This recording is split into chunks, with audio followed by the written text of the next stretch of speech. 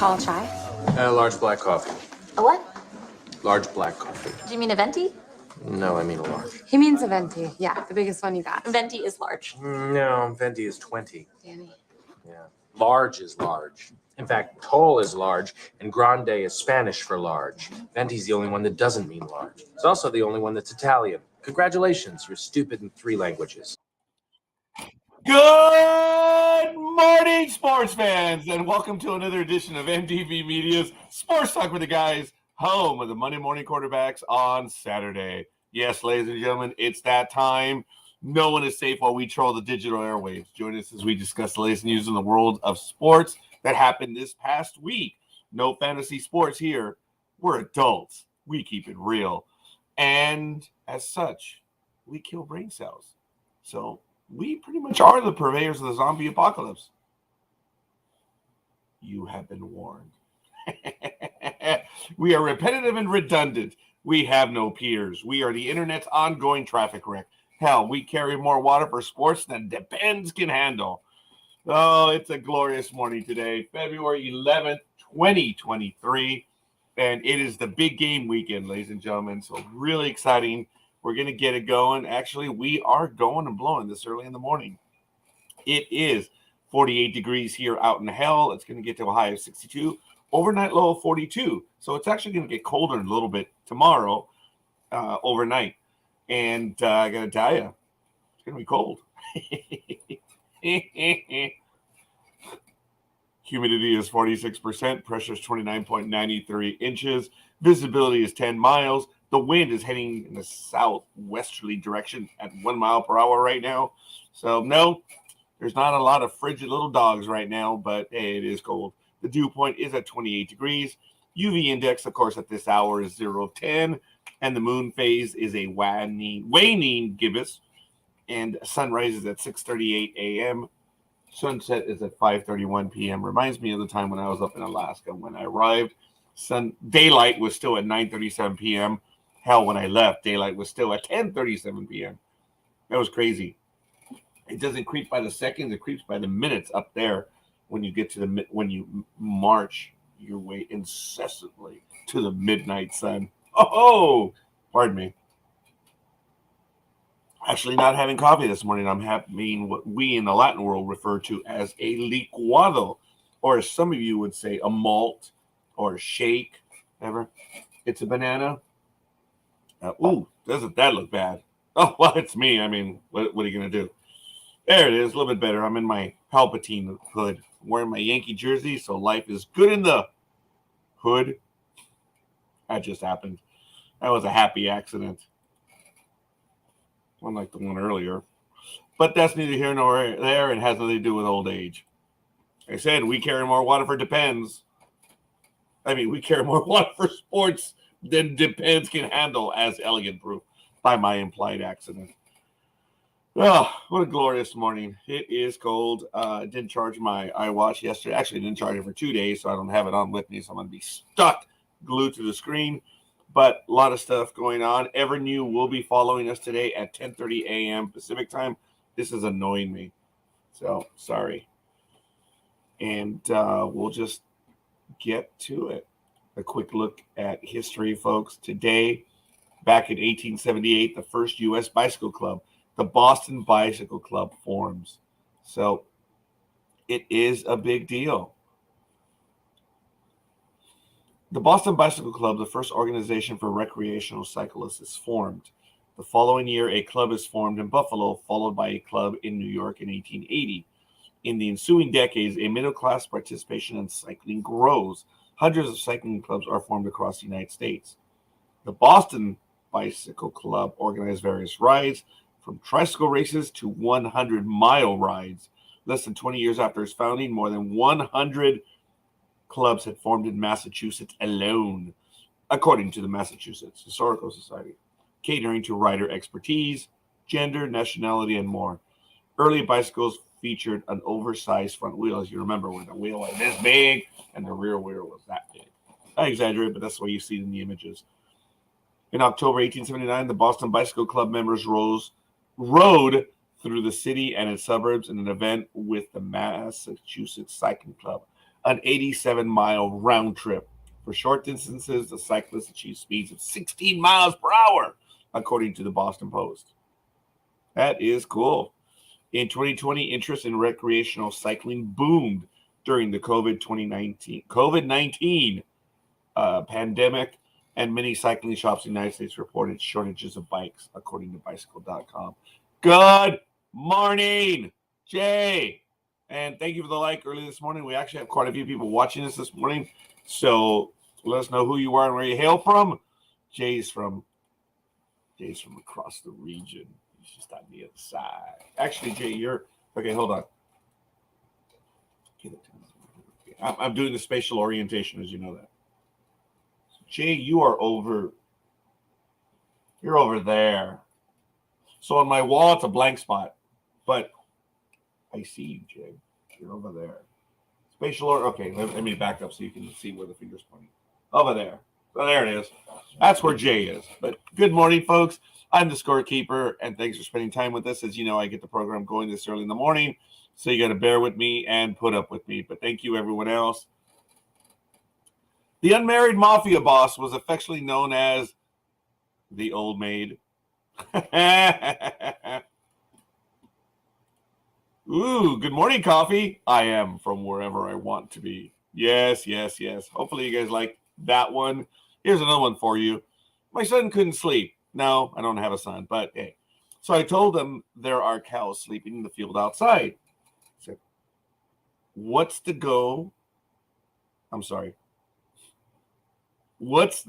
got to do with any? It's misspelled, damn it. What's that got to do with anything? Because it's past your bedtime. Get it? Yep, that was kind of lame, but I like it. I got to deliver him before Big Dog, because you know how he is when it comes to dad jokes. Why do the Vikings play in a dome? Yeah, I know that might be a little old.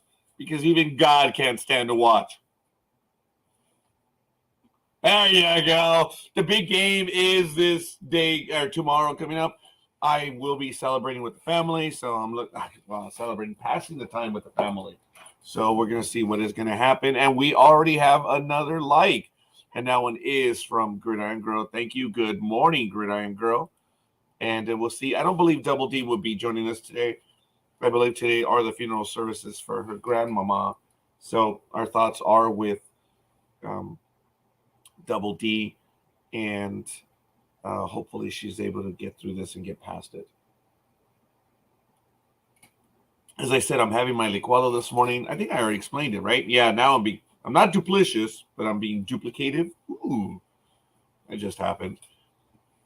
2 cups milk, a banana, a raw egg, and maybe a spoonful of either Hershey's chocolate or Nesquik, but it's Hershey's chocolate on this one. So, that's what I'm having. Good morning, Tony. Yes, the Imperial is here. So it looks like we're having everyone in. Yes, I know, Gridiron Girl. I know you got disgusted by that, but Coffee says, as someone who lives in this state, the old Metrodome is better than the new one, and the old one was out of date the day it opened. Yes, indeed. That's what you get here this early in the morning. I don't know why you're throwing up this early, Gridiron Girl. I mean, you're not in my presence. Be nice. But everyone is saying good morning to each other, and absolutely glorious. Jay to Tony, morning. And Jay already said morning to Gridiron Girl, and Gridiron Girl said morning, and Jay said good morning to Coffee as well. Woohoo! Tony says good morning to Jay. So it looks like we have everyone in the house this early in the morning.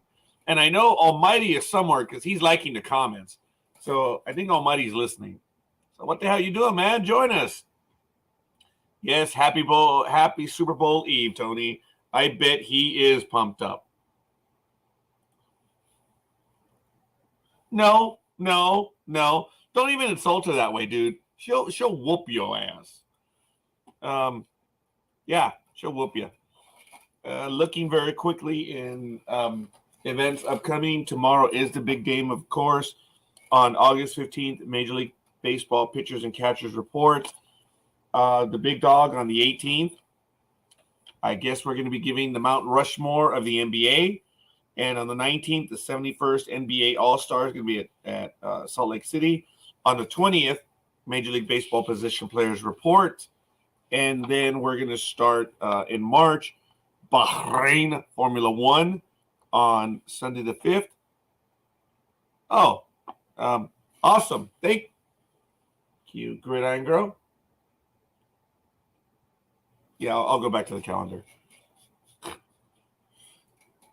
Coffee does what coffee does.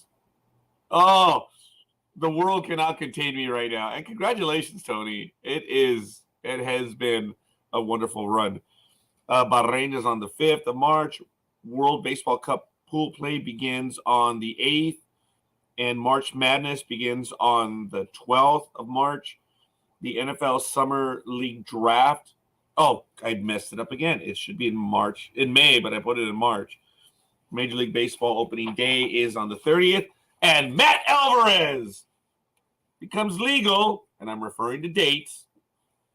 Take that however you want. On March 31st, the day after opening day. Oh, good morning, Tanya. Good morning, young lady. God, if we get a like from her, not even more a visit. As I say, Tanya is a big-time producer now. Yes, I'm a jerk because I'm always going to, always have it. She debuted here and her talent was... Okay, I blew it. I was going to say effusive. Oh, that word's gone. But beyond the pale, way beyond us. Oh, we got the like. Oh, if life was only so easy. But anyway, thank you, Tanya. As I always tell her, every time why are you slumming it with us? But it is always having fun. So yes, Tanya, I am freezing. How about the NBA? Oh my God, LeBron James broke the record. Congratulations to LeBron, and I believe there have been a few trades in there, so when the big dog gets here, we'll be able to talk about it. Of course, coffee refers to baseball's World Classic. It's the pointless made for TV. He won't watch a second of it. Well, it's included in my Major League Baseball package, so I probably will be looking at it. Tanya, yes, I am freezing. I am in my office. Office. Same thing. And it's, I think, 40-some. It's not as cold today as it's been on other days. But at least I get to wear the same jacket I took to Alaska with me. So, yes, it's a Palpatine hoodie. And it would actually come down to about here, but I have the headphones here. Yes, good riddance to the drama queens, Irving and Durant. Gee, you share your opinion, Tanya. You can always join us. And speaking of... Were we just on for 3 consecutive days, Almighty? Yes, we did. We had a good time. Actually, we did. At least I did. I don't know about the rest of the crew, but it was a nice 3-day weekend. I know you and I had a good time. Folks, I know no one saw it because no one's commenting. I made Almighty even flinch. He was like, what? When I ended Monday night. Look, there's that chuckle. I'm going to tell you, it was fun. I actually finally shocked Almighty on that one. And I know Jay was with us on Sunday night, which was awesome, but he wasn't there on Monday because Monday was heavy with political stuff, and it was a good conversation on Monday.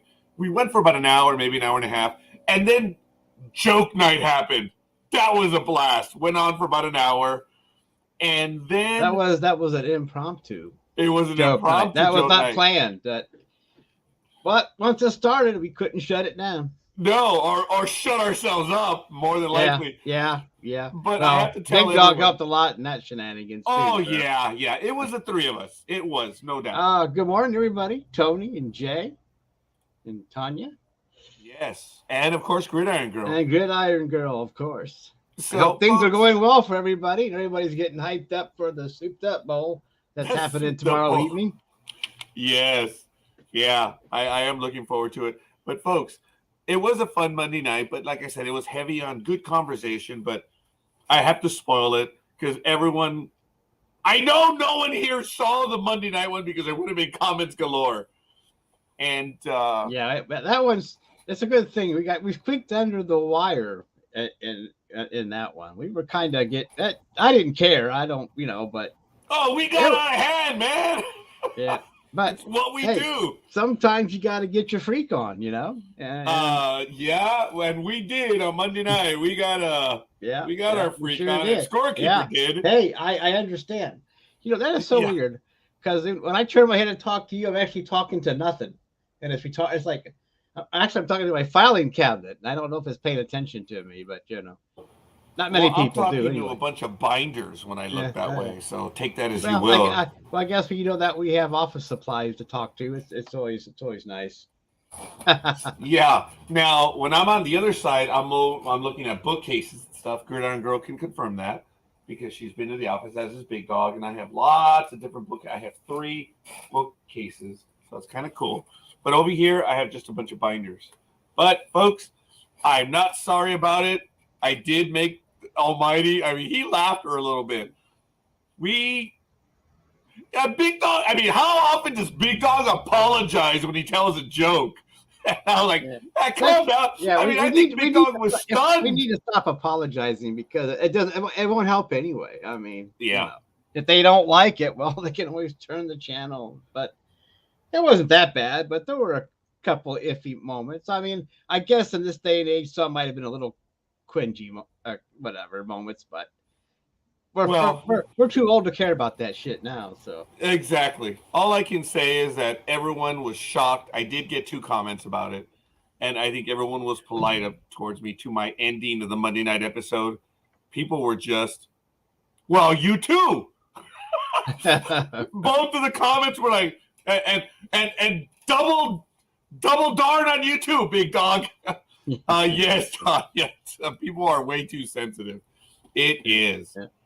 Hey, but afterwards, I told you, hey, that was cool. I mean, why not? I made it. I got a Cheshire smile out of the Almighty. My God, it's like, where'd that come from? It's like, wait a minute. It's like, okay, that's where we're going. But hey, it was cool. 3 days and 3 nights, and it is what it is. Yeah, you've heard me, Tony. Yeah, you've actually Tony's been. He probably has a lot of my idioms already. He already has. I'm sorry, but whenever I say that, Siri sticks her nose in, so I have to watch out. Yeah, and she didn't do it this time. So again, it is all good. We're so happy that you guys are joining us. Very quickly, we're going to go around the horn, as I mentioned. AVP. Their tour for 2023 is at avp.com. You can look it up. It starts March 17th to the 19th at the Miami Beach Open. They go to continuing the Pro Series, New Orleans on April 14th or 16th. Every time I say New Orleans, I think the left or right ear of Dreem twitches. So I do it to try to get him to be here. So Huntington Beach will be May 19th to the 21st. And it's a shame because I won't be able to be at New Orleans because it's the end of the normal tax season this year. But on May 19th to the 21st, I don't know where I'm going to be, but I'm going to be out of here. So as those of you that know in the real world, I have a financial business, and the end of the road this year is April 18th. Well, not for California. As you know, we had several severe storms. So the season is being extended to May 16th for 30 of the 58 counties which were declared disaster areas. So just FYI, peeps from California, no, just kidding. Peeps? All right. I know. I mean, after Monday night, yeah. Yeah. It was funny, though, Almighty.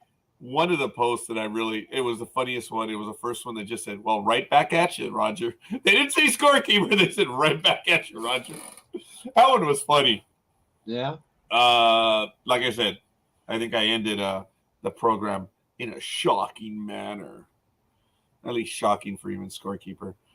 The Huntington Beach Open will be May the 19th to the 21st. The Virginia Beach Open is June 9th through the 11th. Denver Open is June 30th through July 2nd. Hermosa Beach again, July 7th through the 9th. Actually, not again. I apologize.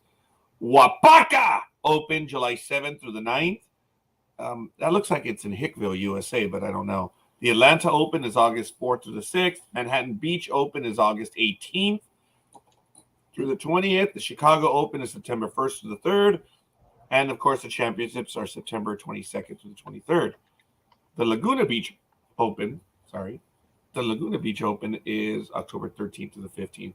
Folks, I'm old. I'm sexist. Whenever you can go watch a bunch of girls in bikinis, and I'm in. So. That's shocking. It's not shocking for this old desperate guy. So we'll see. But again, that's a quick look. Already we have National Rugby League Down Under, folks, in the Harvey Norman All-Stars on February 10th. The Indigenous beat the Maori 28-24. It says Indigenous versus the Maori. Isn't that kind of like the same? Hey, sorry. I don't know any better. The game was 28-24 on February 10th.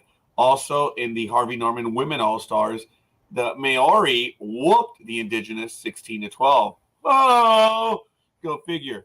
In round one, in the preseason challenge on February 8th, we're going and blowing. Warriors 48, West Tigers 12. On the 9th, the Sharks almost doubled up on the Knights 28-16. And on the 10th, earlier today, the Eagles edged the Rabbitohs 30-28. Panthers took it to the Eels 22-16 and won by 6. And today, the Saints 30, the Dragoons. Actually, it's the Dragons. Hey, sorry. 30-18. And then we have the rest. Oh, now she woke up. There she goes. There she is. My annoying iPhone. No, I've had nothing to drink, and I'm sorry, Almighty. I apologize. I will not sing again because I do not have a singing voice, as evidenced by my belching alarm. Hell, I think Almighty heard my voice, and he thought, oh, shit, that alarm's going off. So, Squirrel! Why, thank you, Almighty. Appreciate it. Yep. Thought I'd help you this morning. Fan favorite. I have no clue who these people are, but they're in bikinis. So I guess. I'm sorry. I was lost there for a moment. Yeah. That's a look in National Rugby League. In golf today, folks, let's take a quick look at the PGA leaderboards. Let's see where they're playing today. They're playing in the WM Phoenix Open in Scottsdale, Arizona, February 9th to the 12th. Scotty Scheffler is ahead by 2 strokes at 132 minus 10. John Ram, it's R-A-H-M, at 134 and minus 8. And I don't know why Adam Hadwin is at 66 strokes minus 8. Oh, because he hasn't played the second day. He hasn't done round 2. Interesting. Wyndham Clark is at 135 minus 7. He has done round 1 and 2. And Sungai Im is at 70 strokes at minus 7. Let's take a look at the women in the PGA. Let's take a look at the leaderboard. Let's see where they're playing today. It looks like... Oh, the last one was the Hilton Grand Vacations. Next one for the LPGA will be February 23rd at the Honda LPGA in Thailand, in Chonburi, Thailand. I love it when Big Dog tries to pronounce these names because I'm an a-hole to him, and I'm just an a-hole. So I love it. So, did I tell you that I love it there, Almighty? Very quickly, in games last night in the NHL, the Rangers 6-3 over Seattle. Toronto clubbed the Columbus Blue Jackets 3-0. Chicago beat Arizona in full overtime. It's final in overtime 4-3. Yeah, sorry. It's a skill, but not interested. Just Pittsburgh 6-3. I've added the men's volleyball. Is that for the women? Yeah, well, if that, yeah, and probably some other people, which is okay. But I'm just saying, yeah, to be inclusive, you know. Well, what sports talk with the guys? And there's guys. See, a whole bunch of guys without shirts. Oh, okay. I apologize. Tanya is, thank you. I apologize, Tanya, for being insensitive, but hell, you know, I'm stupid. I pissed off Tanya one time. Well, no, I've actually pissed off Tanya a lot, I'm sure. We're 3,000 miles apart. There was one time where she said she was on air. We were doing Blog Talk Radio, and I felt so bad because I was just stupid. Oh, if that's the case, I can always leave. Oh, that's funny. I appreciate it. I said something, and she was like, she said she was going to beat up something or someone or whatever. Oh, I forget what she said. And all I heard was, can I watch? All I remember is that was persona non grata for the rest of the program. And I was like, I shouldn't have said that. I shouldn't have. But she forgave me or tolerated me. I don't know which one. But hey, I'll accept it. Today in the NHL, Vancouver visits Detroit at 9 a.m. Pacific time. Oh, it's a midday. Calgary at Buffalo at 12:30 Pacific time. No, 12:30 Eastern. Edmonton, Ottawa at 12:30 Eastern. The Islanders visit Montreal at 12:30. Nashville visits Philadelphia at 12:30. Tampa Bay visits Dallas at 1. Washington at Boston at 3:30. Colorado, Florida, all times Eastern, 6. And the Columbus Blue Jackets, after getting whooped the other day, are now visiting Toronto. And the New York Rangers at 7 p.m. Pack it in and wait till next year. I know they should. Jay says, please don't leave. Please don't leave. Tanya, don't leave. Isn't it annoying when people do that? Actually, it's annoying that they do this. So instead of doing this, I'm going to be doing this. Yeah, see. Instead of that, I'm going to do this. So, well, alrighty then. In the NBA, yesterday in final, double overtime, Detroit over. Yeah, I don't know who the hell that is. Detroit won 138-131. Phoenix beat Indianapolis. Oh, yeah, I'm sorry, Indiana 117-104. The New York. I'm doing the NBA. Oh yeah. The New York Knicks lost to the Philadelphia team 108-119. Is it obvious I haven't called these in a while? The Philadelphia team, yes. Yeah. Do you mean the Flyers? Yeah, sure. Yeah, very good. We're doing NBA, folks, even I knew that one. Well, we're not doing NBA. We're just. I thought you were doing NHL. I just finished up with the NHL. Oh, then you mean the 76ers. If you're in the there it is, and there's their logo Flyers too. All right, I thought you were still doing NHL. I'm sorry, that's my bad. But you're right, Almighty. You're actually listening to me. Thank you. And there are there's a lot of Philadelphia teams. We got the Eagles in the Super Bowl, so we can't forget them. Oh, yeah. And, folks, in about 30 minutes, we're going to be getting to our picks for the big game. No, Tony, I'm too dumb. I genuinely had the Alzheimer's moment, which I'm having more often, unfortunately. But at least I can remember that I'm having Alzheimer's moments. Nobody cares about Philly teams. Oh, there you go, Tony, said the New Yorker. Wow, Tanya. Wow, already telling them go fly a kite. Yeah. You realize that we're like 2,000 miles apart, but we pretend to be like right next door, which is funny. Boston 127. Whoever. Oh yeah, Charlotte 116. Utah 122, 116 over Toronto. Miami edged Houston 97-95. Memphis 128 to Minnesota's 107. Also going final, Cleveland 118, the Pelicans 107. And OKC, wow, OKC is like really, really going after everyone. 138 to Portland's 129. That's a quick look at the NBA. And as you know, the NHRA opens March 9th through the 12th at Gainesville, Florida. It is the Gator Nats. Hashtag Gator Nats. Of course, Coffee says Philly is just an awful city. And Tony says, nobody likes us, and we don't care. Do you know the Philly accent? Because I will never, ever try a New York accent ever since I've heard Tanya speak on Blog Talk Radio and then the videos that she's done. I'll never do a New York accent. I try to do a Boston accent because that's the oh my God, pocket car. That's about as far as you go. You shut up. Once you get past "ka," then you're done. I mean, you don't want to continue that. No one does. Oh, thank you. Well, not just you, but anybody trying to do a Boston accent. You can't, you just no. Yeah, yeah. Hatred and ignorance tied up in one. That's what it is. They think they're so superior, and they're not really good at winning stuff. But the Red Sox have put the Yankees to shame because they've won in 04, 07, 11, and 18, and the Yankees have won in 09, and that's it in this new century. So, hey, 2000, folks. 10. It's 1, 2, 3, 4, 5, 6, 7, 8, 9, 10. That's a decade. It doesn't end in 9. So, whatever. Here we go. That coffee. On time. New York is like England. There are 100 different accents. Tanya says, and for what? Teams from there have to wait forever to get to a championship. Yeah, they do. Yeah, they do.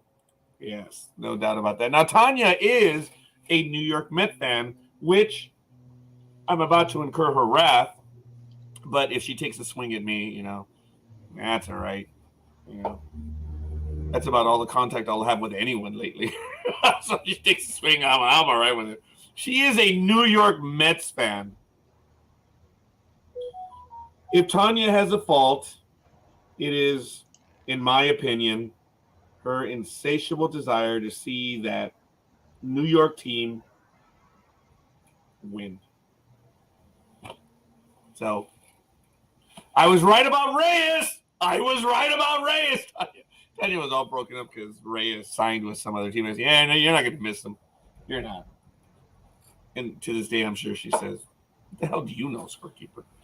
So, Coffee says the Mets' luxury tax bill is larger than the payroll of 10 teams, and they still won't finish ahead of the Phillies. I'm willing to bet on that. Good morning, Aisha! Just got a like, folks. Want to give a shout-out to everyone who's given us a like this morning. We're already at 5, and we're only 32 minutes in. Jay, Gridiron Girl, Tony, Tanya, and Aisha from across the pond. Thank you. Folks, don't forget, if you are having difficulty watching us on Facebook or YouTube or whatever, you can catch us on Twitch.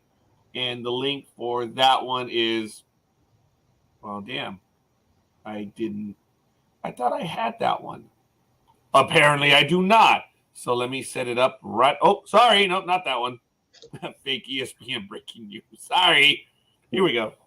www.twitch.tv. But do you have to put the fake in there? Hey, ho, what? I mean, is the fake even necessary? No, but it's superfluous when it comes to sports talk with the guys. Well, I'm just saying that it's taken for granted that it's fake, so I don't know why you would have this but anyway, oxymoron. Good morning, Alicia. How you doing over there and across the pond? You remember that one, Coffee? I saved that quote, Coffee. In this case, involving two things that don't need to exist, I'm throwing it out due to lack of cause. Coffee, April 9th, 2022. I quoted you, Coffee, and I kept it. Let's see. Aisha says, good morning, Roger, and old guy. Or is it Almighty? Which one is it, Almighty? Whatever she prefers. Oh, wow. Are we deferring to the imperialists? Well, both of them work. Both of them are true. We're the colonials. Yeah. What do we know? You have no idea what that quote is about? You wrote it or uttered it. Don't know. Same difference. And I saved it. I did. There's actually another quote I think I have from Coffee. No, actually, that's the one that I saved. But here's another one, folks. Today's athletes talk about rights and privileges, and the players 50 years ago talked about obligations and responsibilities. And to me, that describes society today. And that was Lou Holtz when he said it. So, toma! Okay. I said take it. All right. Well, as you know, Formula One is opening up in Bahrain. So I already gave you the start next week, and the schedule is as such. They're going to be doing the testing in Sakhir. Yes, I said that. On February 28th to the 25th. 23rd to the 25th. Not 28th to the 25th. 23rd to the 25th. Bahrain, round 1 is March 3rd to the 5th. Saudi Arabia is 17th to the 19th. And then Australia, March 31st through April 2nd. Azerbaijan is in late April. The United States is the Formula One Crypto.com Miami Grand Prix 2023 is May 5th through the 7th. And then we have the rest of the schedule. If you'd like, I apologize. If you'd like to take a look at the rest of the schedule, let me post it right here in the chat room, and we'll post it live in just a moment. There it is, Formula1.com /. That's a /. So when the slash goes in the other direction from the top left to the bottom right, that's a backslash. I found that one out. So /EN /racing /2023.html. So morning. And there it is. Jay says, good morning, Aisha. And how you doing? How you doing? Oh, that was a Bostonian accent, right? Or was that an attempt at a New York squeal? Tanya did not answer me. Oh, I didn't see that, Tanya. I am so sorry. If you're going to make a comment, you better send me a link to join. Hot damn. We're doing it right now. Tanya, I do apologize. Folks, I'm gonna send her the link. I've got to do it over here. I'm gonna send it over Facebook, Tanya, if that's okay. I don't have the means to text it to you right now. I could, but it will take forever. But if Tanya does not mind, I will send it to her via chat. I did not see that comment, Tanya. And I didn't want to incur her wrath this early in the morning, but screw it. Oh, maybe she can comment about the video that I sent her about the Dallas Cowboys. Anyway, okay. I just sent it over to you, Tanya. Thank you. And sorry, I didn't see that comment. But we'll see. Oh, all hands, battle stations. A New York fan picked a fight with the Mets fan.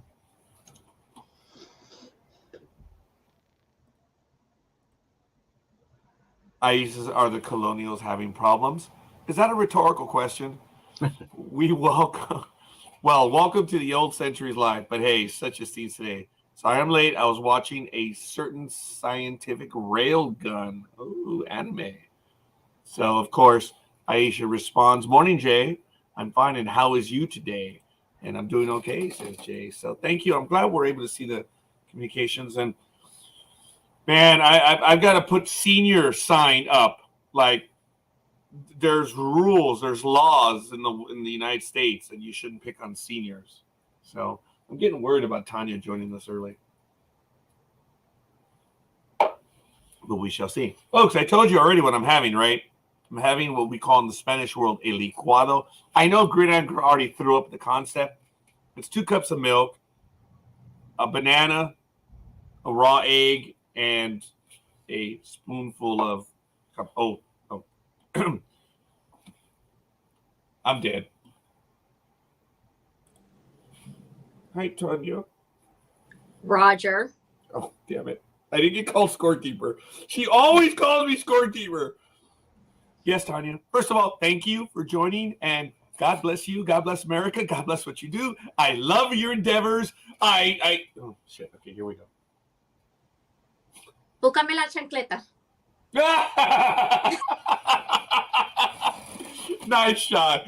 Oh, man. All kidding aside, Tanya, good morning. Thanks for slumming it with us. It's always a pleasure. And like I say, it's really cool to see what you've been accomplishing and that you got some time to spend with us. So what's going on in Mets world, young lady? Oh, and by the way, when I see people travel, I enjoy seeing them travel and stuff. And people have told me, dude, you got to calm down. You got to stop, keep it cool. Keep it cool. I don't go to Disney World every week. I wish I could go to Disney World every week. I don't even have a Disney vacation planned for this year yet. Oh, really? So, yeah. I told my bosses they need to give me time off so I can go to Disney. Either that or they need to pay me more so that I can make more trips to Disney. Okay.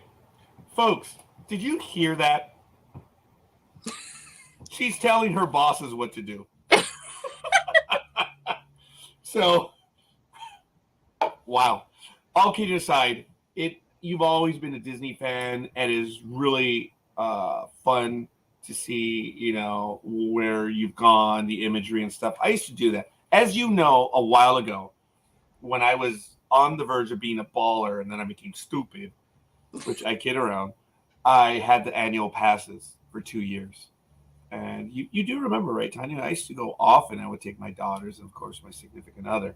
The good old and but I'm closer. I'm 30 minutes. Well, I'm about 30 minutes still.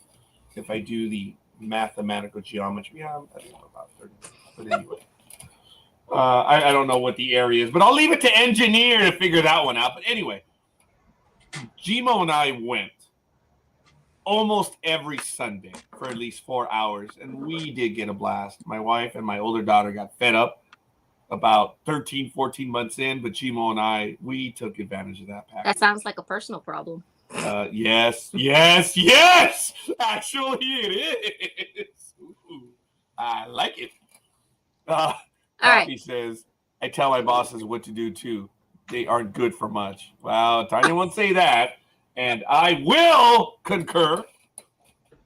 Well, listen, my bosses are all about mental health, and I'm like, all right, for my mental health, I need to go to Disney more often. I agree. Now, the problem with you, Tanya, is it really is a little bit more difficult. This isn't a 30-minute ride by anything. It isn't. How long does it take you to, drive down is ridiculous. It's a stupid question, but to fly down, it's what, a 3-4 hour trip? To World?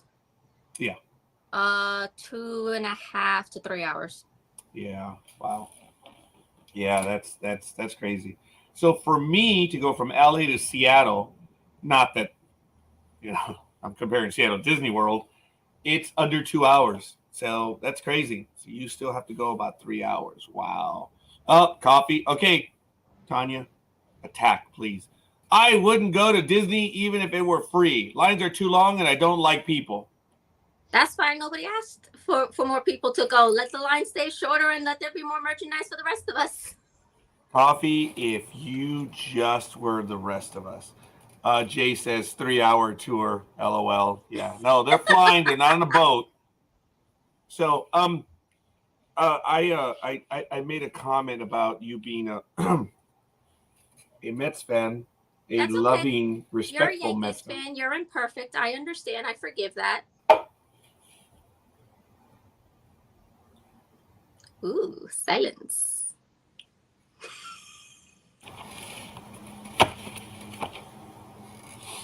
Even if you want to think that your team is the best team, even though it didn't originate in New York, they had to go from Baltimore because nobody cared about them in Baltimore to go to New York.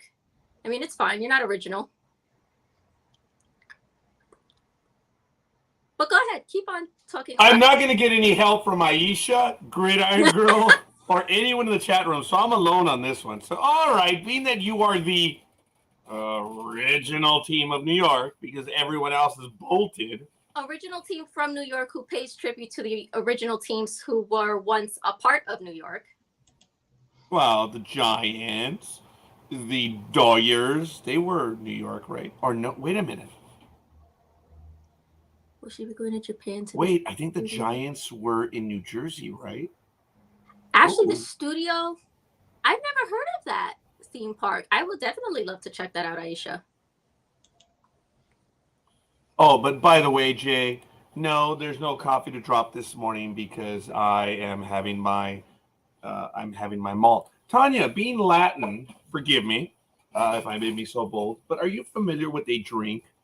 I guess this might be a genuine Southwest thing, but I'm drinking a licuado. Are you familiar with that? No. A licuado is, in this case, 2 cups of milk, a banana, a raw egg, and a spoonful of like Nesquik or whatever. Well, yeah, Nesquik chocolate. I don't put the sugar in direct, but are you familiar with a drink like that? No. It must be a sports talk with the guys. Home of the Monday morning quarterbacks on Saturday. That's what I'm having right now. I am losing weight though, so it's my version of what was that drink, that the powder drink that you could have to lose weight? You wouldn't know. Coffee. Remember? No, Tanya, you wouldn't know. Forgive me. No. Although I am trying to lose weight because my doctors told me I'm overweight by 5 pounds, and they said that I need to lose weight. I looked at the doctor. I was like, "Are you serious? Like, who cares? I'm in my 40s. Let me enjoy my life."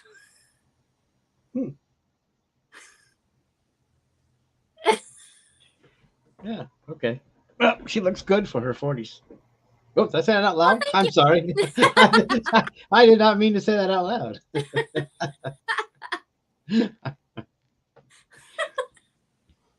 I'm with Tanya. That doesn't, in fact, sound awful. Thank you. But yeah, it's now you're trying to lose weight, but yet because you have the egg in it, you're raising your cholesterol. Okay, you're wide awake. I am not. I'm not going to even entertain that thought at this early in the morning. It is 9:46 a.m. for you. It is 6:46. I haven't had my coffee this morning. I'm just waking up. The only reason I'm wide awake right now is that you went on to try to attack me, which woke me up, and I was like, "Let's go." I will take my chancleta and throw it from the Bronx to where you are, and don't think that it will not hit you. Might take a little while to get there, but it'll get there. I am quite familiar with the chancla flying through the air. Eddie Murphy famously said that his mother was a shoe assassin as well. I believe Tanya is too. So, be that as it may, I just did it with the hope that you would comment in the chat room now that you've joined us. How are you feeling about the Mets? I think they are going to be a good team. I always go into I go in with a lot of confidence, but at the same time, I'm cautious because that shoe is always about to drop. However, I'm glad DeGrom is gone. I don't want anybody here that doesn't want to be here, so good riddance. I'm glad they did not get Correa because, listen, I don't want question marks. Either your ass is going to be on the field or it's not. If you got one little medical hiccup, get the hell out of Dodge. I don't want you here because the last thing I need to worry about is you halfway through the season with all that money that you're taking from us, and you're going to come out and be like, "Oh, I'm hurt. Wah." We had enough of that crap with Cespedes. Goodbye. Yeah. No, I love the team that has been built. I'm curious to see who's going to come out of spring training. I was trying to talk my bosses into letting me go to Port St. Lucie to cover the Mets. But that didn't happen. Oh. Wow. So, however, maybe not this year. Roger, you might know this person. Ricky Ricardo, not from I Love Lucy. The Yankees Spanish broadcaster. I don't know him, but yes. Yeah, you've heard of him. Oh, yes. I'll be working with him on a Spanish podcast. Okay, once again, folks, why are you slumming it with this, Tanya? Oh, my God. When does that start? All kidding aside. That is going to be starting. Oh, you know what? We don't have an official launch date. As a matter of fact, I don't think I was even supposed to bring that up yet. Okay, well, don't worry. It's a loving family audience. I apologize. That won't spill. I'll let you know when the official launch is, because he's working on the first episode now. I have to do the editing on it, and then once we build up the page and have a few episodes in, then we're gonna launch everything. Even though we might have mentioned it right now, and I don't really want to belabor it anymore because I know that everyone. Yeah, look. All kidding aside. Secrets from us don't get out. Even our listening audience, they're very cool because we don't burn. Well, they always burn me, but that's neither here nor there. It won't burn you, Tanya. So, but all kidding aside. Oh, Tony, Says Rick Horton is also the Philadelphia Yep. Eagles Spanish broadcaster. Yes, he That is. is cool. And he is the that I nicest did not person. know. I'm sorry? He is the nicest person. I actually interviewed him for Hispanic Heritage Month. He was part of the panel that I was a moderator of. Yes, I remember you stated that. Yes, that is cool. So that is really neat. I know we're going to be following your page and we're going to be checking out the episodes and we're going to be listening. All kidding aside, I don't know if Almighty remembers when Tanya was on our network. I mean, well, she hasn't exactly left. She goes, no, I still get notices on the NDB media page, Roger. I have not left. So you think, Roger, these unhealthy attachments, Roger.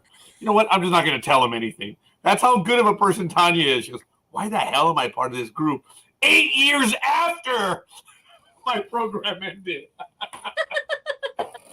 Damn, has it been that long? I don't know. I just made that up. Has it? Oh. It might be 10.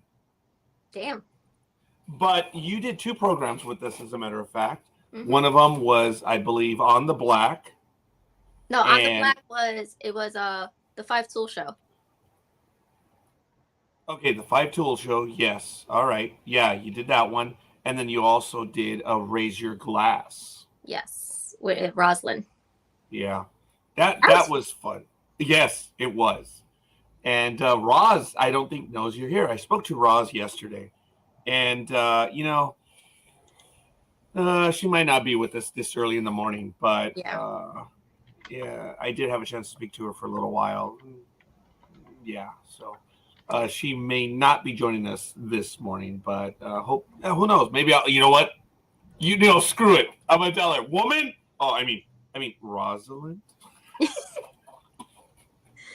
You should join us. Almighty!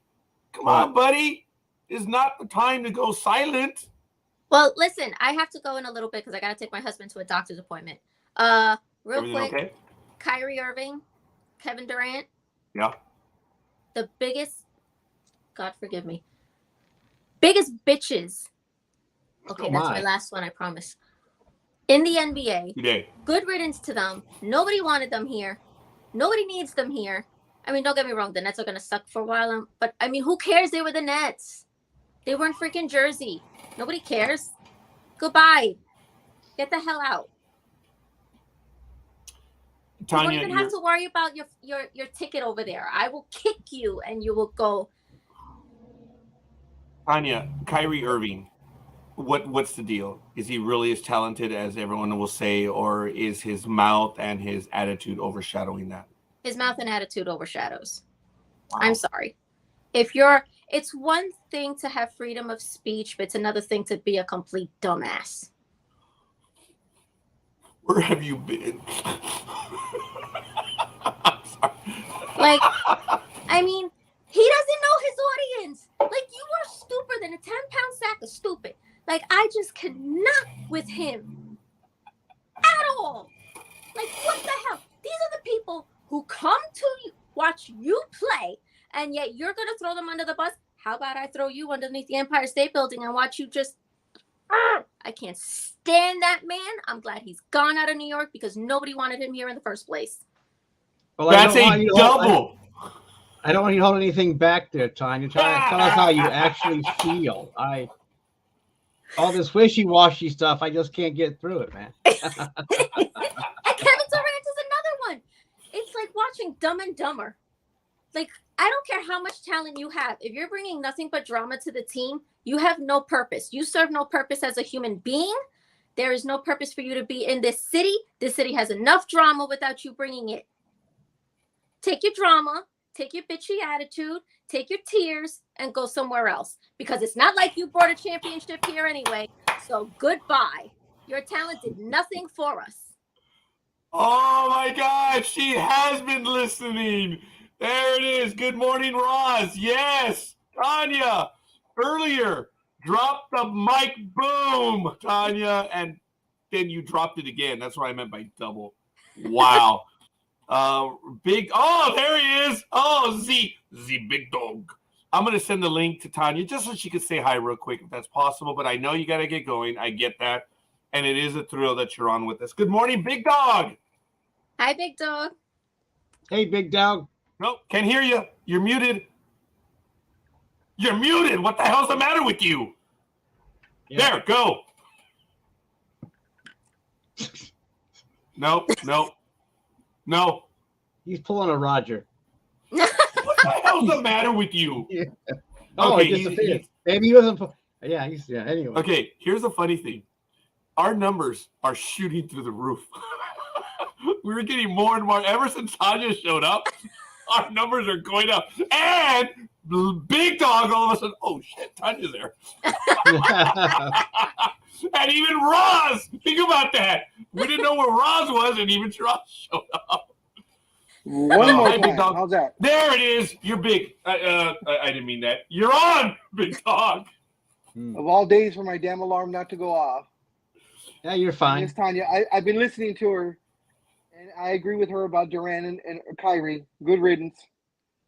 They will go down, or that Nets will go down as the greatest team that never was. Thank you. Wow. Yep. They did.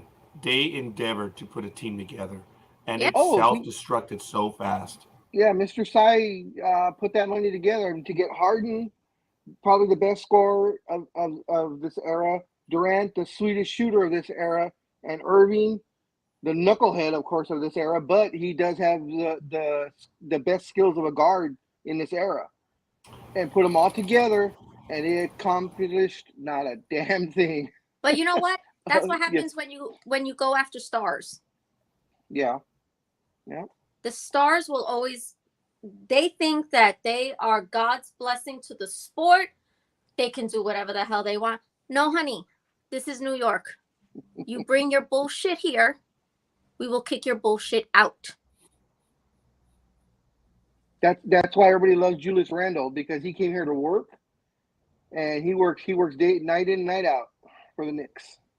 Yeah, and how dare you? Like, before the season starts, you come out and like, oh, I want to trade. No, I'm good. Bitch, make up your mind. Yeah. Yep. You either here or you not. We're paying you. Your ass better be on that damn court playing. And you better give it your all. And shut your mouth while you're at it. Exactly. Yeah, that is familiar when you said that right there, Tanya. I know that I myself have said, look, it's time to just put up and shut up. Exactly. You know, just deliver. No one really cares. If you win, the adulation will follow. If you're doing this, no one cares. Mm-hmm. Except you said it in the New Yorker style, which is a hell of a lot better than us on the West Coast. We try to keep it, yes, well, let's get the hell out of here. That's the New York attitude. We need that here. And I'm telling you, the viewers are up, man. It's crazy. So, good morning, Big Dawg. All kidding aside, how you doing, young man? I'm doing good. Just mad that like I said, my damn alarm didn't go off. I woke up and I saw it was maybe like 5:04 or 5:05, and I'm like, oh, okay, cool. Oh yeah. My alarm will go off in a little bit, and then I'll get ready. I'll be right on time, and then all of a sudden I woke up and I look, what the hell? I feel like I've been asleep for a while, and I look and it said 6:40, 6:47. I was like, holy shit, god damn it. I did that once. I remember my alarm went off at 5 o'clock, and unfortunately, my iPhone is a tad old now. It's an 8 Plus. It's going to be exchanged. I think it's done this month, but it's to the point. Story time Listen, over. you're in media. Okay, with what you do, you have no excuse to have an outdated phone. You should have the latest. I'm in media. Said the right, media Scorekeeper. person. That's right, Scorekeeper. Tanya's so good, she has an iPhone 15. Where was that for joke night, Big Dawg? But by the way, that was fun. Folks, we were talking about it very quick. We were, Big Dawg, Almighty, and I think we were at our get off the lawn best on Monday night. Almighty. Yeah. It was fun. It was fun. Big Dawg, comments? Oh, it was a fun night. Yeah, it was. It was general information, and it transitioned into sports, and then it transitioned into joke night. So it was wonderful. Big Dawg, you didn't see my closing, did you? And I think Tanya would be a bit proud. Unfortunately, the language was not, but you didn't see the ending, did you? Yeah. No, you had just left, folks. I invite everyone. You something with your daughter, right, Big Dog? Yeah, you had to take her to work. So yeah. Big Dog left. The minute he left, Almighty and I were like, yeah, we've been at this for 3 days. So we told a few off-color jokes, which a Big Dog apologized for. And when he told him, like, nah, dude, nah, not for those. No, there were some. Trust me, there were some that on there that I would be ashamed to tell if Tanya was there. I would not tell those jokes at all.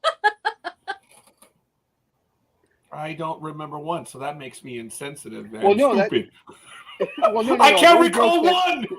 Well, there are jokes that I would not say even on NDB Media. That's how bad they were. Oh, you stop with that. Them, but... You know, Tanya Almighty, Big Dog holds a historical joke that even I'm offended by. And Big Dog has always like, hey, Scorekeeper, can I tell the pizza joke? And you can tell when he asks me either by text or message, because I'm like, what is wrong with you? But you said yes. I asked permission, but you said yes. So whose actual fault is it? Whose actual fault is it? I actually have heard it all. Hey, Raj. No, Roger does not need an Android. No, he has to stay with Apple. He has an Android. He has both. No, boy, bye. You cannot pledge allegiance to two. You pick one devil, and you choose that one. Okay, well, I gave one of the devils to my older one. I only have the one right now. But thank you, Big Dog, for stating in front of everyone that I go both ways. We all learned, you being on the fence, so. Anyway, that was kind of the ending. I knew we were going to get gruff for what we did.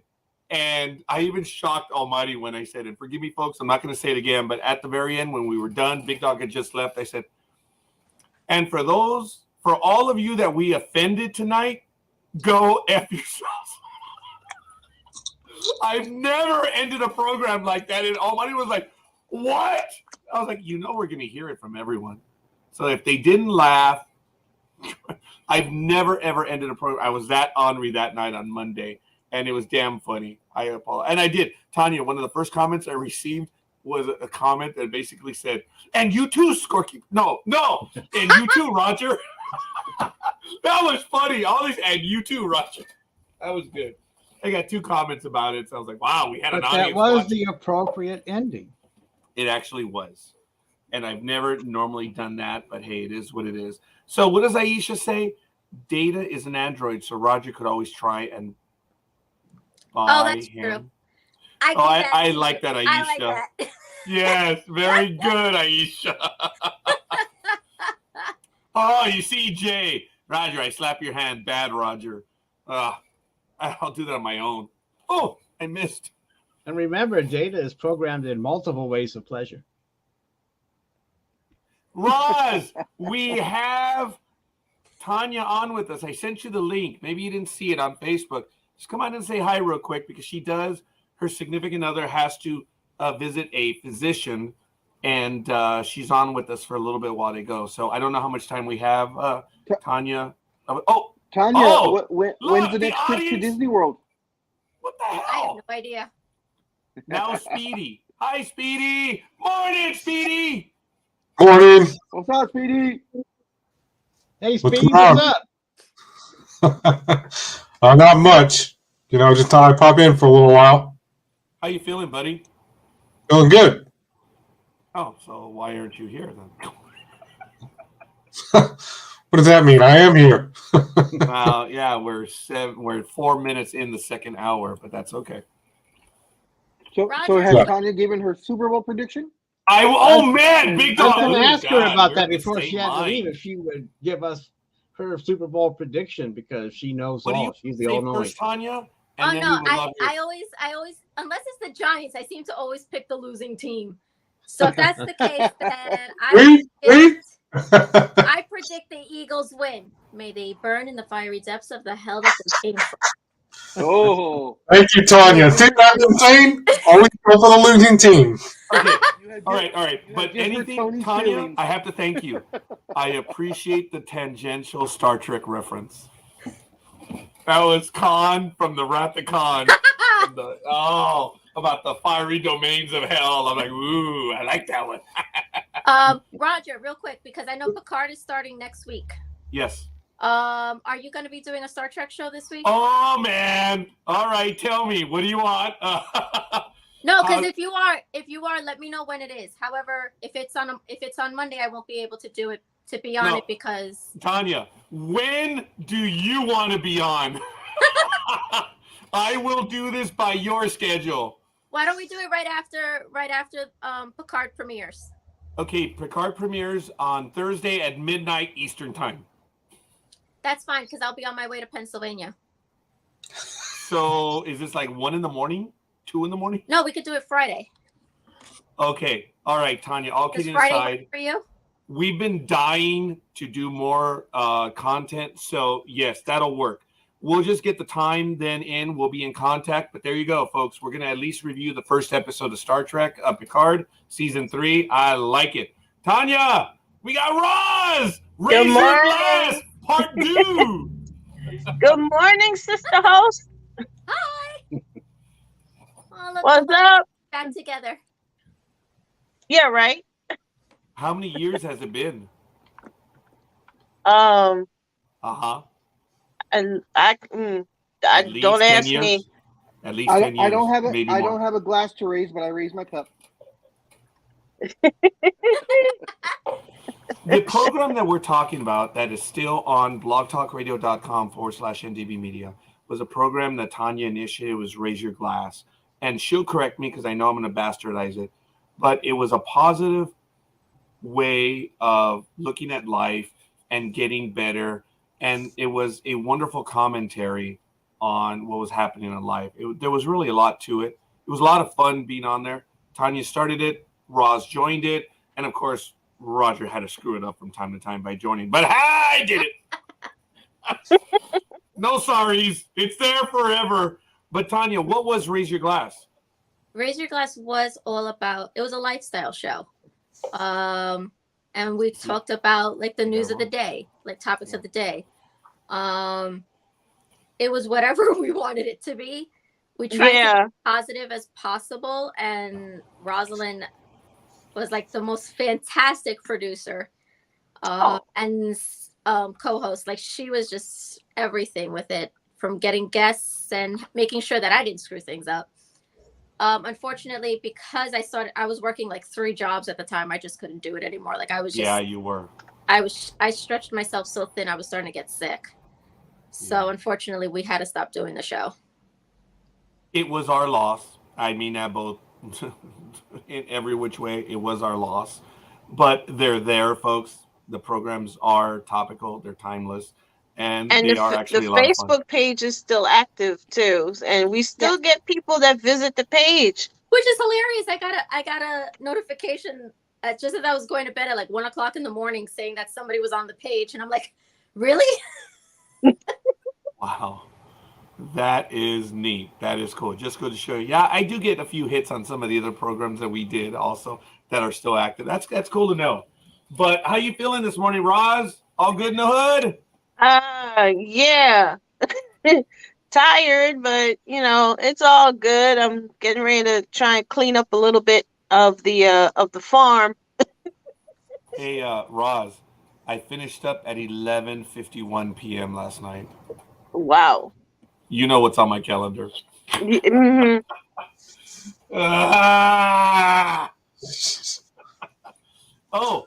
Jay says, Tanya, did you watch Breaking Bad?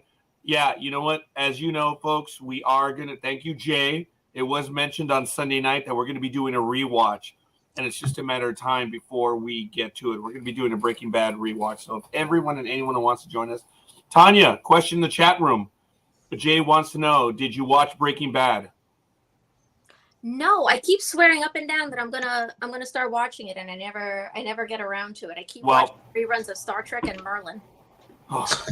I'm done with the former part. The latter, it's all right. You take the good and the bad. Just kidding. I'm kidding. We're going to be doing a rewatch of Breaking Bad. We just haven't put it on calendar yet, but we're going to be doing something like that. But, folks, it looks like we are going to have a program on Friday. Don't know the exact time yet, depending on the young lady's schedule. We'll be doing a review of Picard Season 3 premiere on Friday. Remember, the actual episode is on Paramount Plus. Normally debuts on Thursday. Check it out. And I guess we are shilling for Paramount Plus. Damn it. Coffee says he's busy rewatching Castle. So that was a good show. I love Castle. So I don't know if Tony heard, but Tanya, by her own admission, says she doesn't pick the big game winners. Thank you, Big Dog. The big game winners. And you went with the Philadelphia team. Tony? Wake up, Tony. He's always listening, man. He is. So many times on this program. Oh, but the okay. I don't know if you talked about this yet. Probably not. The Empire State Building. Yeah. No. Okay. What happened to it? Girl, Rosalind, you know. Yeah. The hell? I've never seen this city so mad. They were getting ready to storm the place. I was getting phone calls in the newsroom. If we could go outside and take a photo of the damn Empire State Building and send it to Philadelphia. Because they lit up the Empire State Building in Eagles colors. Yeah, they did. What? The blasphemy of that. How dare they? I was like, I want to know who the hell thought that was a good idea. Because may they burn, may they die, may they be tortured. How dare you? This is New York. You don't do that. That's like lighting it up in Dolphins colors. Or pink. Oh, hey, watch your language.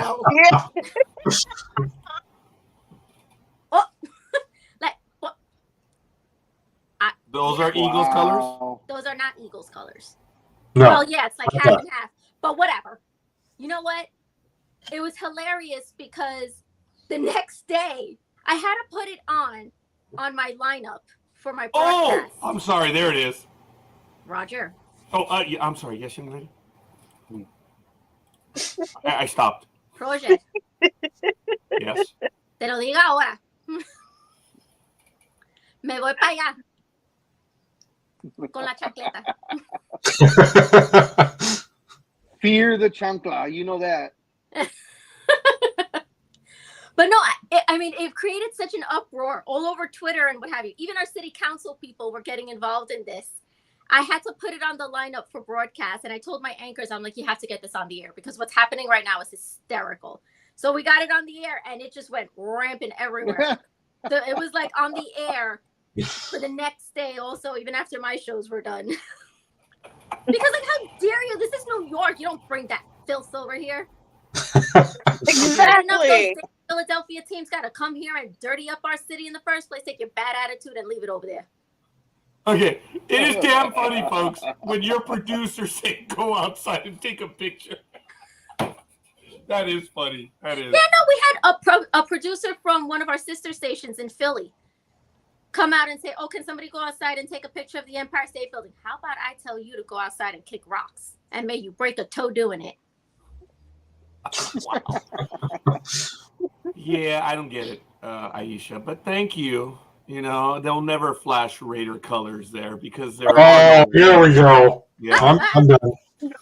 Hey, good morning. We want to welcome also Double D to the program. Thanks, Double D, for joining us. And good morning, good morning, good morning. Folks, all kidding aside, we have not done our Super Bowl picks. We have one in, and we have not done them otherwise. So I'm going to do a rough thing. I know the Big Dog posted it. Did you post it, Big Dog, on the... No, that wasn't me. I thought it was you, actually. Oh, someone did post it. No, I did not. It must have been Almighty. Wipe that smile off your... Yeah, there it is, Almighty. Okay, we do have one official pick. So I'm going to get it in here so we can all do our picks. Everyone is saying good morning, good morning, good morning. It is a wonderful thing going on right now, folks. It is absolutely awesome. And we get the one for the Super Bowl.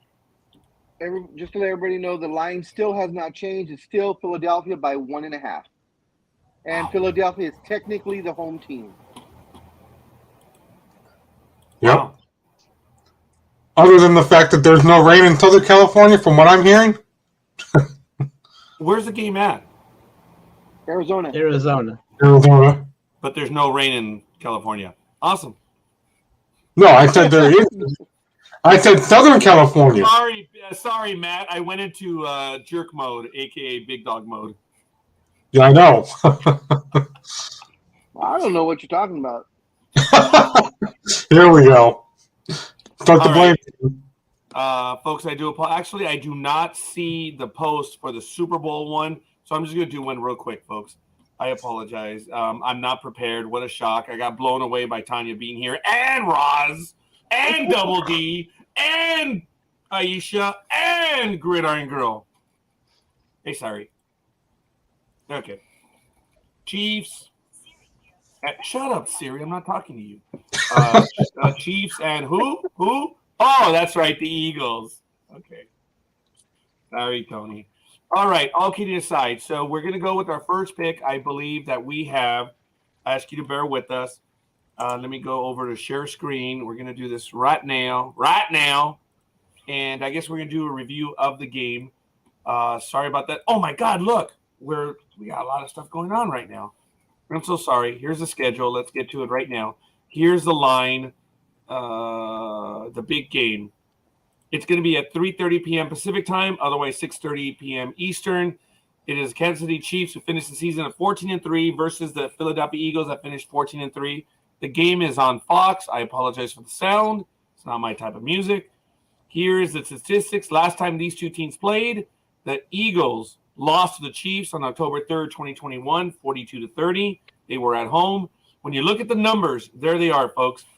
In offense, the Chiefs are first, Eagles are second. In team defense. Can't see the numbers.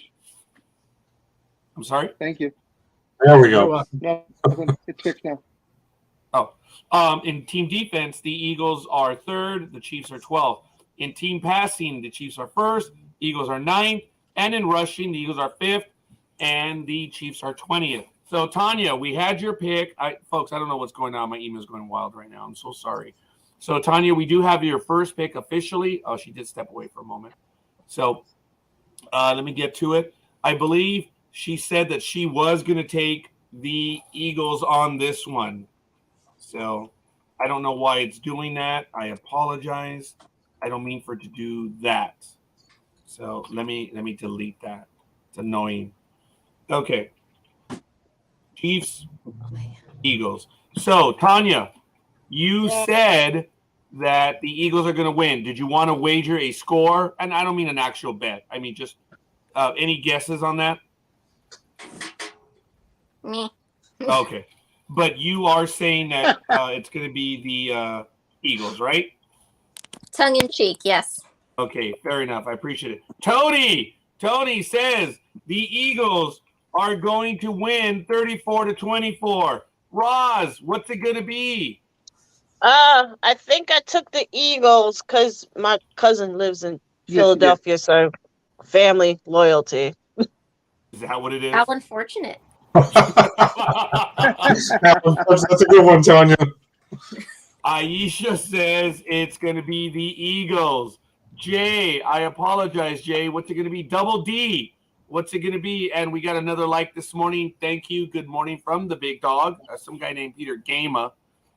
He let us know. Yeah. Coffee says it's going to be 40 to. Oh, I'm sorry. Yeah, coffee. 40 to 23. Yeah, it says 40 to 23, but I guess he's taking the Eagles because that's the home team. Yeah. Double D. Whoa, she's going with the Chiefs. Bam. All right, big dog, you demand. And we got another like. I love it, folks. That is the most we've had is 8. I need 9, folks. We need 9. Thank you, Double D. Darla. Jay, I think I missed your pick. Who are you going for, Jay? Or maybe I didn't. Because he says, what about me? What about me? I don't know, Jay. Tell us. So I think he said Chiefs. I'm sorry? I think he said Chiefs. He said Arizona. I don't know what the hell that means. No, he's going for the Eagles. Where it's going to be. Yes, there it is. He's going for the Eagles. Wow. Engineer went with the Eagles. And Jay, Remember, I don't sing it in that 3-tone note of Carlos Mencia. Remember that. When I call your name, I never say, Engineer. Remember that. Gridiron Girl is going for the Eagles. Wow. Almighty, what's it going to be? Winning team. I am going to take the Chiefs. Unless the Eagles do another Philly special. Big Dog, did I ask you? I did, didn't I? You did, but then you started asking everyone else before I could answer. But it's okay. Oh, what a shock. I did him wrong yet again. Hey, sorry. Dreem is taking the Chiefs. No, we didn't misspell it correctly. You're going to take the Chiefs too? Yep. Ooh, all righty. So we're starting to get some daylight there. Matt, what's it going to be? I'm going to go with the Eagles, but Tony, we almost had that 3 weeks ago, remember? And they were like, well, what's going to happen if we do go into overtime? But thank God we don't want the new overtime rules. So hopefully not. But I'm going with the Eagles. Wow. Okay. What about Scorekeeper? Tony, I respect, I admire, but I have a sneaky suspicion that little kid, and I say that with respect, is going to do it. I don't have a dog in this game, but I don't know. I'm looking forward to a big game and a good game. And while we still have Tanya and Roz with us, maybe we can go around real quick. Roz, I know your love of the game, it's tangential, but you've been part of it all season for several years with us now. Your thoughts on the big game, Roz, and then we'll go to Tanya, if I may, Speedy, Big Dog, and Almighty, and everyone else in the chat room. Go ahead, Roz. Well, you know how I pick my teams except the Ravens. You know, Ravens all day. Otherwise, I go by color. Y'all know that. So, you know, I'm not keen on the Chiefs colors. Plus, you know, family loyalty. That's why I went with the Eagles. But if the Ravens were in it.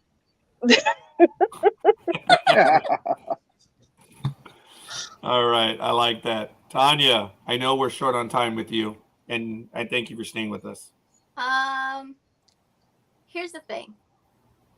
I'm only going with Kansas City Chiefs. Well, Eagles, because I always pick the losing team. But Mahomes has a history that dates back to the Mets because of his dad, and then little Mahomes always was running around the locker room and what have you. So that's why I really want the Chiefs to win it. Oh, Tanya, I apologize then. You did say tongue-in-cheek. You did earlier, so I misinterpreted that. I apologize. So, Tanya, you are going to take the Chiefs. Wow, okay. Cool. Appreciate it. Appreciate the analysis on the game. Speedy, what's it going to be? It's going to be the Eagles. Oh, wait, time out. Oh, my God, you haven't shaven. Holy mother of mercy. Wow, Speedy. I mean, I thought that was the reflection from the camera. Or your entire life? I'm sorry, Tanya. What? I apologize. I thought that was like a reflection of the light or something. Or like I wasn't sure what I was seeing because the thing was the video was so small. I couldn't tell what was happening. This will be gone later today. I can assure you. Yeah, an entire lifetime to grow and when. Oh, sorry, Big Dog. Look at all the gray hair Sports Talk with the guys is giving him. Yeah, no kidding. Yeah, that's fair. Go ahead, Speedy, if you don't mind. Go ahead and share. Like I said, it's going to be because I got to go with the Eagles because green is my favorite color. But like I said, I'm pretty sure the Eagles will take this one straight out and win the entire game. Oh. And then maybe Sports Talk with the guys we can start buying Eagles jerseys for everybody. Or T-shirts or whatever. What the hell is the matter with you? I will use that for a bonfire. I know you will. That's why I said it. Wow. Okay. Wow. Thank you, Speedy. All right, Almighty. I'm just messing with you, Speedy. I appreciate that. You know that. Go ahead, Almighty. Your thoughts on the game today? Today? Well, Tomorrow. Tomorrow. Today, your thoughts on tomorrow. Hijos de su madre. I'm gonna go with the Chiefs. You just can't. I mean, Mahomes and Kelsey. That's probably gonna be the difference in the game.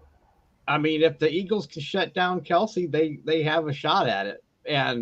But that defense, I know the Eagles defense, it's awesome. They had 60 sacks during that, put pressure all over quarterbacks all year long.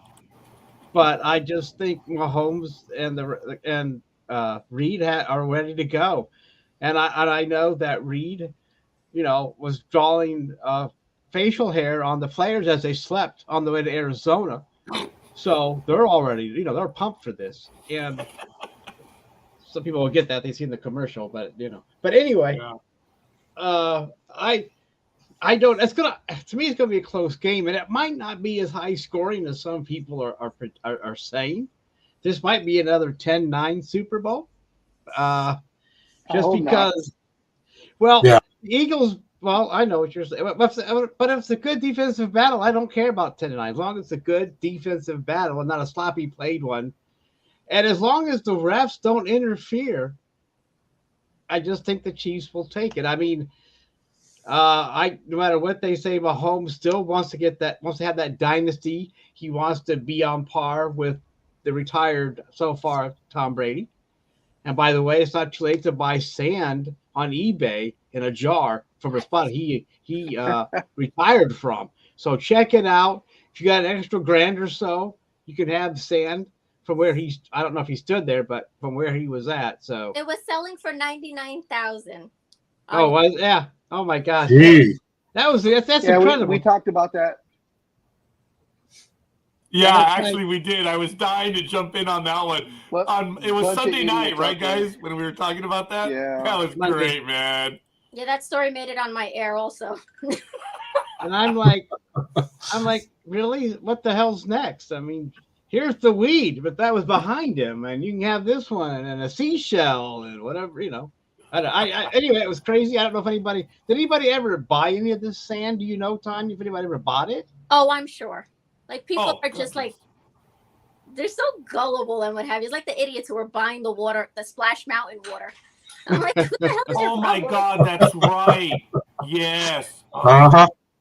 Oh my. Yeah, that is crazy. Big Dog, your thoughts on this game? Yeah. Aisha says the Eagles have been good for me throughout the season, so out of loyalty, I'll stand by them for the big one. And somehow I think the Chinks might let the ball drop in this game. Ooh, all right. Maybe sell his sweat on his jersey. Jay, that is not a straight. Jay, you think that stands out? It does not. Nolan Ryan's jockstrap. That's one of them. There have been others. Big Dog, I'm sorry I'm interrupting you, pal. What are your thoughts on the big game for tomorrow? I think it's going to be a good game. I'm hoping for some scoring. But Kansas City has kind of, even though they're always a premier team, they've pretty much flown under the radar this year. They've gone out there. They did their job. Mahomes, hurt that ankle, but he's had 2 weeks to heal, so he should be good and ready. And the Eagles might be just a little bit overconfident going in. They are the powerhouse. But what I did want to mention was when you talked about the officials or whoever talked about the officials and hopefully not being a lot of penalties, the head official that's going to go in the Super Bowl, his group this season called the most penalties in the entire league for the entire year. And his group has done that now for the last, I believe they said 3 seasons in a row that his team has called the most penalties per game for the entire year. I forgot what the average was, but by far he was one of the most called. He loves throwing that yellow flag. So unfortunately, guys, we might have to look forward to a lot of penalties. Well, word might have come down from New York just to told him just let him play. But we'll see. I mean, I don't want to see nobody will see a bunch of penalties. I mean, my gosh. I mean, this is the big game. And usually the word on the street is they just let him play. Unless it's, obvious. But then even obvious things don't get called anyway, so who knows what's going to happen. Oh, yeah. But it's just going to be I hope it's going to be it should be an awesome game no matter what the score, because if it's 10-9 34-33. It should come down probably to the last series too. I think it's just going to be one of those battles. I mean, they're. I mean, I don't know how much.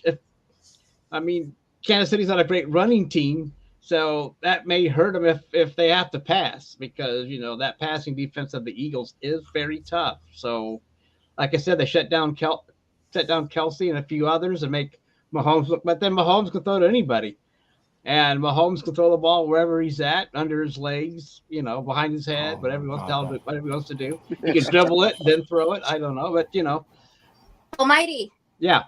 You asked about the sand. Somebody Thank you. $2,075 They actually paid that much for the sand.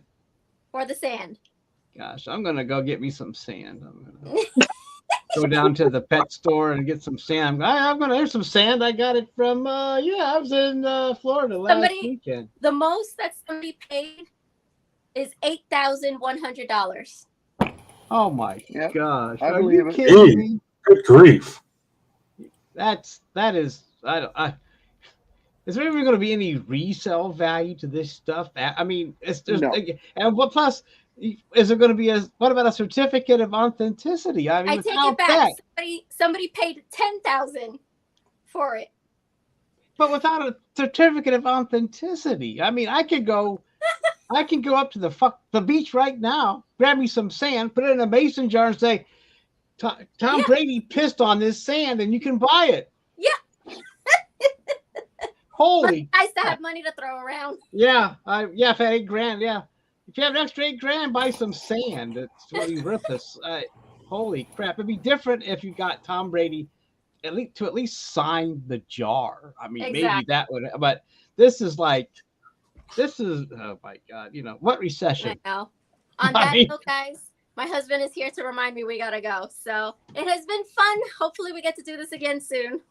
Yes, thank you, and thank him for Bye, Daniel. allowing graciously, knowing he has to go to the doctor. Thank him that you were able to play with us this morning. Oh, it's not like he had a choice. Yeah. I'm the one driving him, so. And don't forget to lose those 5 pounds. Yes. Thank you, Tanya. One bye, guys. Bye. Take care. Thanks, Thank Tanya. you, Tanya. Thanks for spending time with us. That was fun. Yes, it always is, folks. Yep. While Almighty was talking, I had an interesting idea. Oh. Imagine if Sports Talk with the guys, or at least me, had control at the stadium. I could bring in Justin Roberts. Big Dog probably can guess where I'm going with this. Or somebody from wrestling and go, ladies and gentlemen, before the game, we have a special message and a video for the officials. And I would play the video from the Remember the Titans where Denzel Washington goes, all right, refs, come on now, let the boys play. Let the men play. Let's go. Well, you don't want to piss them off either. I mean, we don't want Yeah, that's true. I think it's a good idea. I just think they're going to get the green light. They're going to be. I mean, they've already had controversy all throughout the season, and the commission. I think New York has said, let them go. I mean, the penalties will ruin this game if they get out of hand. I believe. If that was true, though, why would they call this guy as crew chief if he's the one that's called the most penalties all season? I mean, if they were truly, saying, okay, guys, let him play, I wouldn't even have him in the game, or I just have him as one of the side guys. I wouldn't have him as a crew chief. Wow. Okay. I don't know if I have an answer for that, Big Dog. But remember how the NFL. Well, no, they don't do that, Almighty. We've talked about. I know. I'm just kidding, but I'm just. Yeah. I mean, Big Dog has a good point there. Why? I think he does, but I guess they do have an answer, Big Dog, tangentially. That remember. Hey, fellas, I gotta run. Thanks, Roz. Appreciate it. I'll talk to y'all soon. Come back soon. Please. All right. No. And then there were 4. Yep, the 4 of us. Yep. Guys, remember that, I mean, 6 people, man. That was insane. It was good. I think that might be the most we've ever had on Sports Talk with the guys, which is really kind of cool. And it was by choice. No twisted arms either. Well, actually, I may have twisted Roz's arm. But that's neither here nor there. Well, yeah, but still. Awesome. Right. No, but still. Look, they rate the refs, guys. You know that. And the team that has the best rating throughout the year, playoffs included, are the ones that are chosen for the big game. So I don't know if those numbers are evaluated. Or I'm sorry, I was stupid. I don't know if the numbers are posted on how the refs are doing, because I know they're also evaluated. Yeah, because that actually might justify some bad calls. Oh, there you go. A good controversy and a bad controversy. I don't know what that has to do with them, but anyway. Well, the only reason I say that too is because isn't there like 3 different people going after Roger Goodell for something? Is that a bad thing, Alicia? That some of us are oh shit! Aisha commented. I take it back. I'm so That's sorry. Why I was surprised. I was like, "Wow, Roz is giving her the finger." Wow. Never. I know. I was like, stupid colonial begs forgiveness. It can't be never because you just did it. Yeah, exactly. And we're live. Never again. You can say never again. I read the comment. I didn't see it was you. The minute Almighty said, your name, I'm like, oh. But if you would have really piss her off, Roger, you could have went like that. No, I'm stupid. Say, not peace, I do it this way. Yeah, I'm stupid, but not that stupid. Hey, Double D, forgive me. You weren't there for the Monday night episode, so it is what it is. Sorry, Double D. So Alicia, do you like clean-shaven men then? I mean, is that what you're getting at? Because I see the 1 is in all caps. Yeah, our numbers dropped right now. I mean, I just want to know, because maybe I will. If that's the case, I'll shave and see what happens. All right, I'm actually okay with that, Aisha. I'm actually all right with that. I haven't been on someone's hit list for a little while, so I'm all right with that. Oh, wow. But yeah, like I was saying, there's like more than one person going after Roger Goodell in lawsuits, not to mention, and I think they might win money. I don't know. That's what I've been hearing. Really? What are Guys, they going win money from a lawsuit? Can you? What are they going after him for? Some type of defamation or something like that. They only ran through it and didn't really talk about it, and they were like, "Okay, we have to go to the next story." And I was like, "That's it." Once you get when news stations do that, well, I'll remember that next time I'm across the pond. I'll shave, and then never mind. I'm going too far on that one. I'm sorry. Anyway. I interrupted. As usual, I interrupted Speedy, and he gets patient. But anyway, go ahead, Speedy. What were you saying? No, I'm done now. You interrupted Scorekeeper earlier, and well, I do that. I'm sorry. Or as Roger would say, "I'm sorry," but that's just the way it goes. Is everyone going to be quoting me on that one now? Coffee says a handful of retired guys are suing the NFL and Goodell, saying they were denied their benefits. So wow, I didn't see that. That is one. Yes. Well, thank you, Speedy. I did not see it. And coffee, yeah. I mean, I'm just saying, I did not. Somehow I missed it. I missed a lot of things that I shouldn't. But anyway, has the lawsuit been filed then, or is it just? I don't know is it just against Goodell and the NFL? Well, I'm not really sure. The one I have here, this was as of November 10th. It says lawsuit claims Snyder, Goodell, and the Commanders and the NFL violated the District of Columbia's Consumer Protection and Procedures Act, which, quote, prohibits a wide variety of deceptive and unconscionable business practices, according to the Attorney General's office. So Washington, D.C. is suing Goodell, Snyder, the Commanders, and the NFL. I mean, okay. You said Washington D.C. I mean, is the city suing them, or is it? Well, the players like Speedy was talking. No, this is no. That has nothing to do with what Speedy said. This is Washington, D.C. The Attorney General filed suit, as I said, against Snyder, Goodell, the Commanders, and the NFL for violating the District of Columbia's Consumer Protection and Procedures Act. Okay, and I'll look up. I'm not gonna let you go. Anyway, that's interesting because everybody has different laws in different states. So I mean, I'm not familiar with what that. It says that they're suing. The Attorney General is suing for colluding to deceive fans. Okay, let's see. District of Columbia Attorney General Carl Racine, filed a consumer protection lawsuit against the Washington Commanders, the NFL, team owner Daniel Snyder, the NFL commissioner, and Commissioner Roger Goodell for the roles in allegedly covering up the workplace and sexual misconduct allegations against the organization.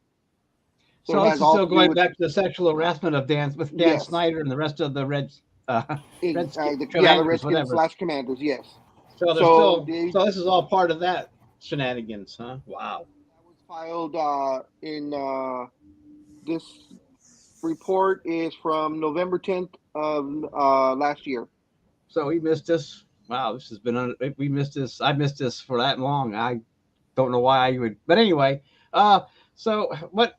Since this is the Attorney General, what are they looking for in damages? I don't think this would involve any of the women that were abused, because this sounds like it's just the Attorney General going after them.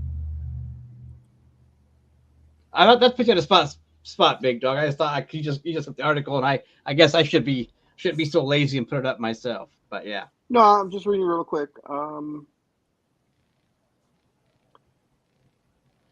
Wow. It just says that the maximum fine for every violation is $5,000. So I think they just want it on record with the guilty verdict that they did collude with one another to hide all this. I think they just want it on record.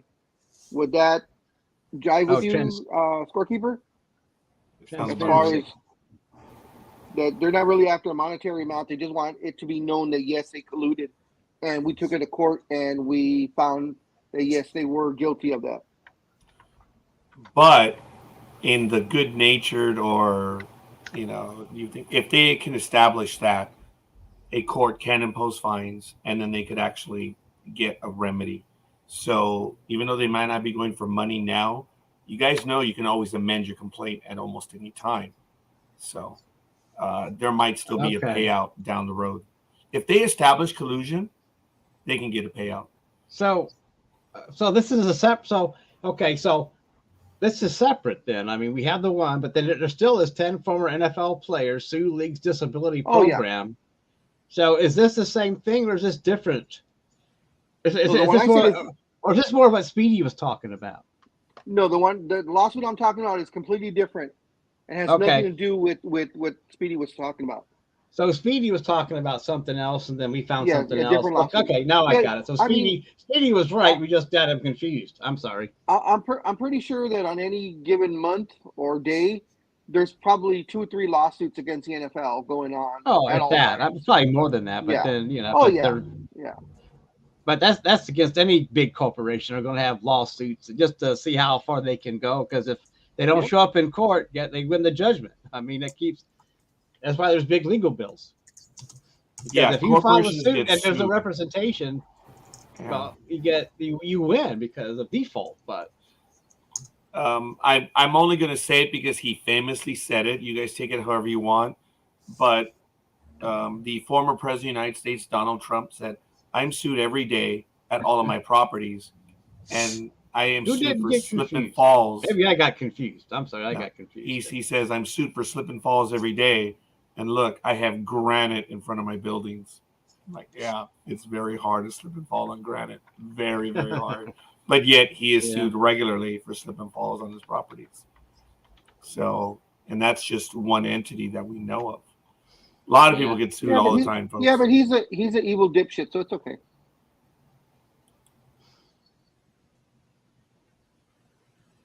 Wow. You know where this audience stands. All I mean, it wasn't even a joke to even try. Or falls. Yeah. Yeah. Oh, that's funny. That was good. Like it. All right, ladies and gentlemen, Sports Talk with the Guys, home of the Monday Morning Quarterbacks on Saturday. It's 7:45 a.m. Pacific time. It is February 11th. What a wonderful weekend that we're having. A lot of stuff is going on in the world of sports. We're going to get to some of the breaking news and trades that happened in just a little bit. Just want to get out of the way. That's Almighty right over there. Wow. That's the effervescent Big Dog. And that is the glorious and relatable Speedy down there over there. So good morning. I know that Speedy was not confused, but I guess the other one that he's talking about is going back that they're claiming that the NFL withheld disability payments or benefits to these players, which sounds about right. Yeah, we've tangentially talked about the benefit stuff, and the one thing that I think we've missed when we talk about the disability is something akin to Major League Baseball. You have to have 10 years of playing service or service time to qualify for a pension. I'm not mistaken, the same thing qualifies for disability, and every league can have its own minimum, but labor law still applies. And none of us pretend to be experts on disability when it comes to labor law. I don't think we are. So I know we haven't talked about it that much. I'm sorry, Almighty? What'd you say? On disability in the NFL and sports and stuff like that. That we're not experts on disability. Wow, there it is. All right, fair enough. I just wanted to throw that out there, folks. But once again, we're going and blowing this early in the morning, having a wonderful morning, and we're going to get to the bigger stuff right now. Speedy, is there any story that you wish to get to right now other than this post?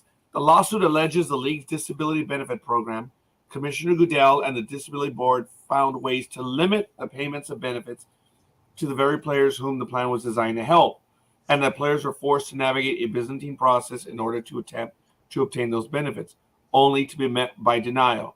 Okay, I do have a comment on this. I am familiar with the disability program with my employer and civil service in general. I understand what this person writes about the Byzantine nature. Paperwork is hard, folks. It's to protect both sides. But the one in power has got it made because time and the law is on their side. But as long as you know what the procedure is, you just follow it. It can take time, and it sucks. It really does. But don't do it alone.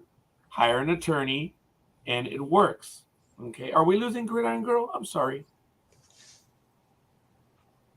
Oh, we are. I am so sorry. Gridiron Girl, is everything okay? I guess you're going to be leaving us right now. So, I didn't see the post.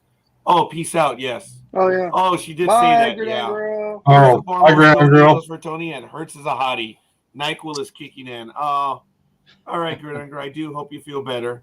And our thoughts are everyone. The thoughts of everyone are with you.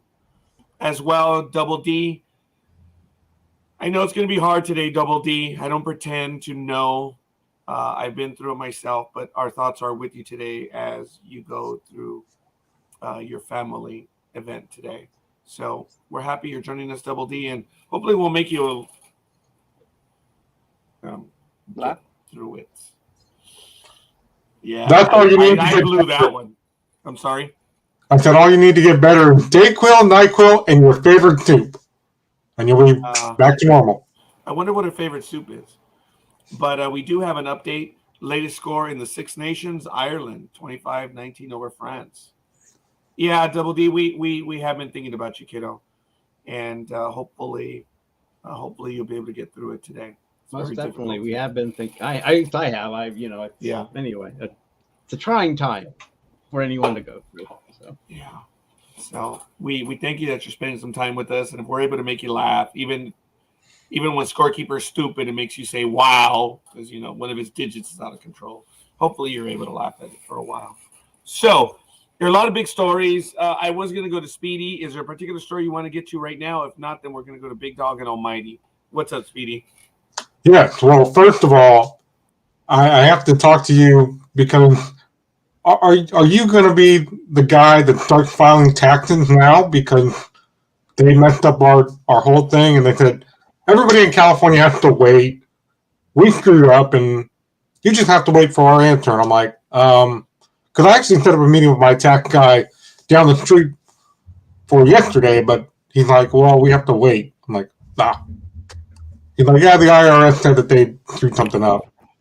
Okay. Well, I'm glad that you were advised in the manner that you were advised, Speedy. But I want to say thank you for everyone having interest in tax law. And I'm glad you're giving me this audience, so allow me to clear it up real quick.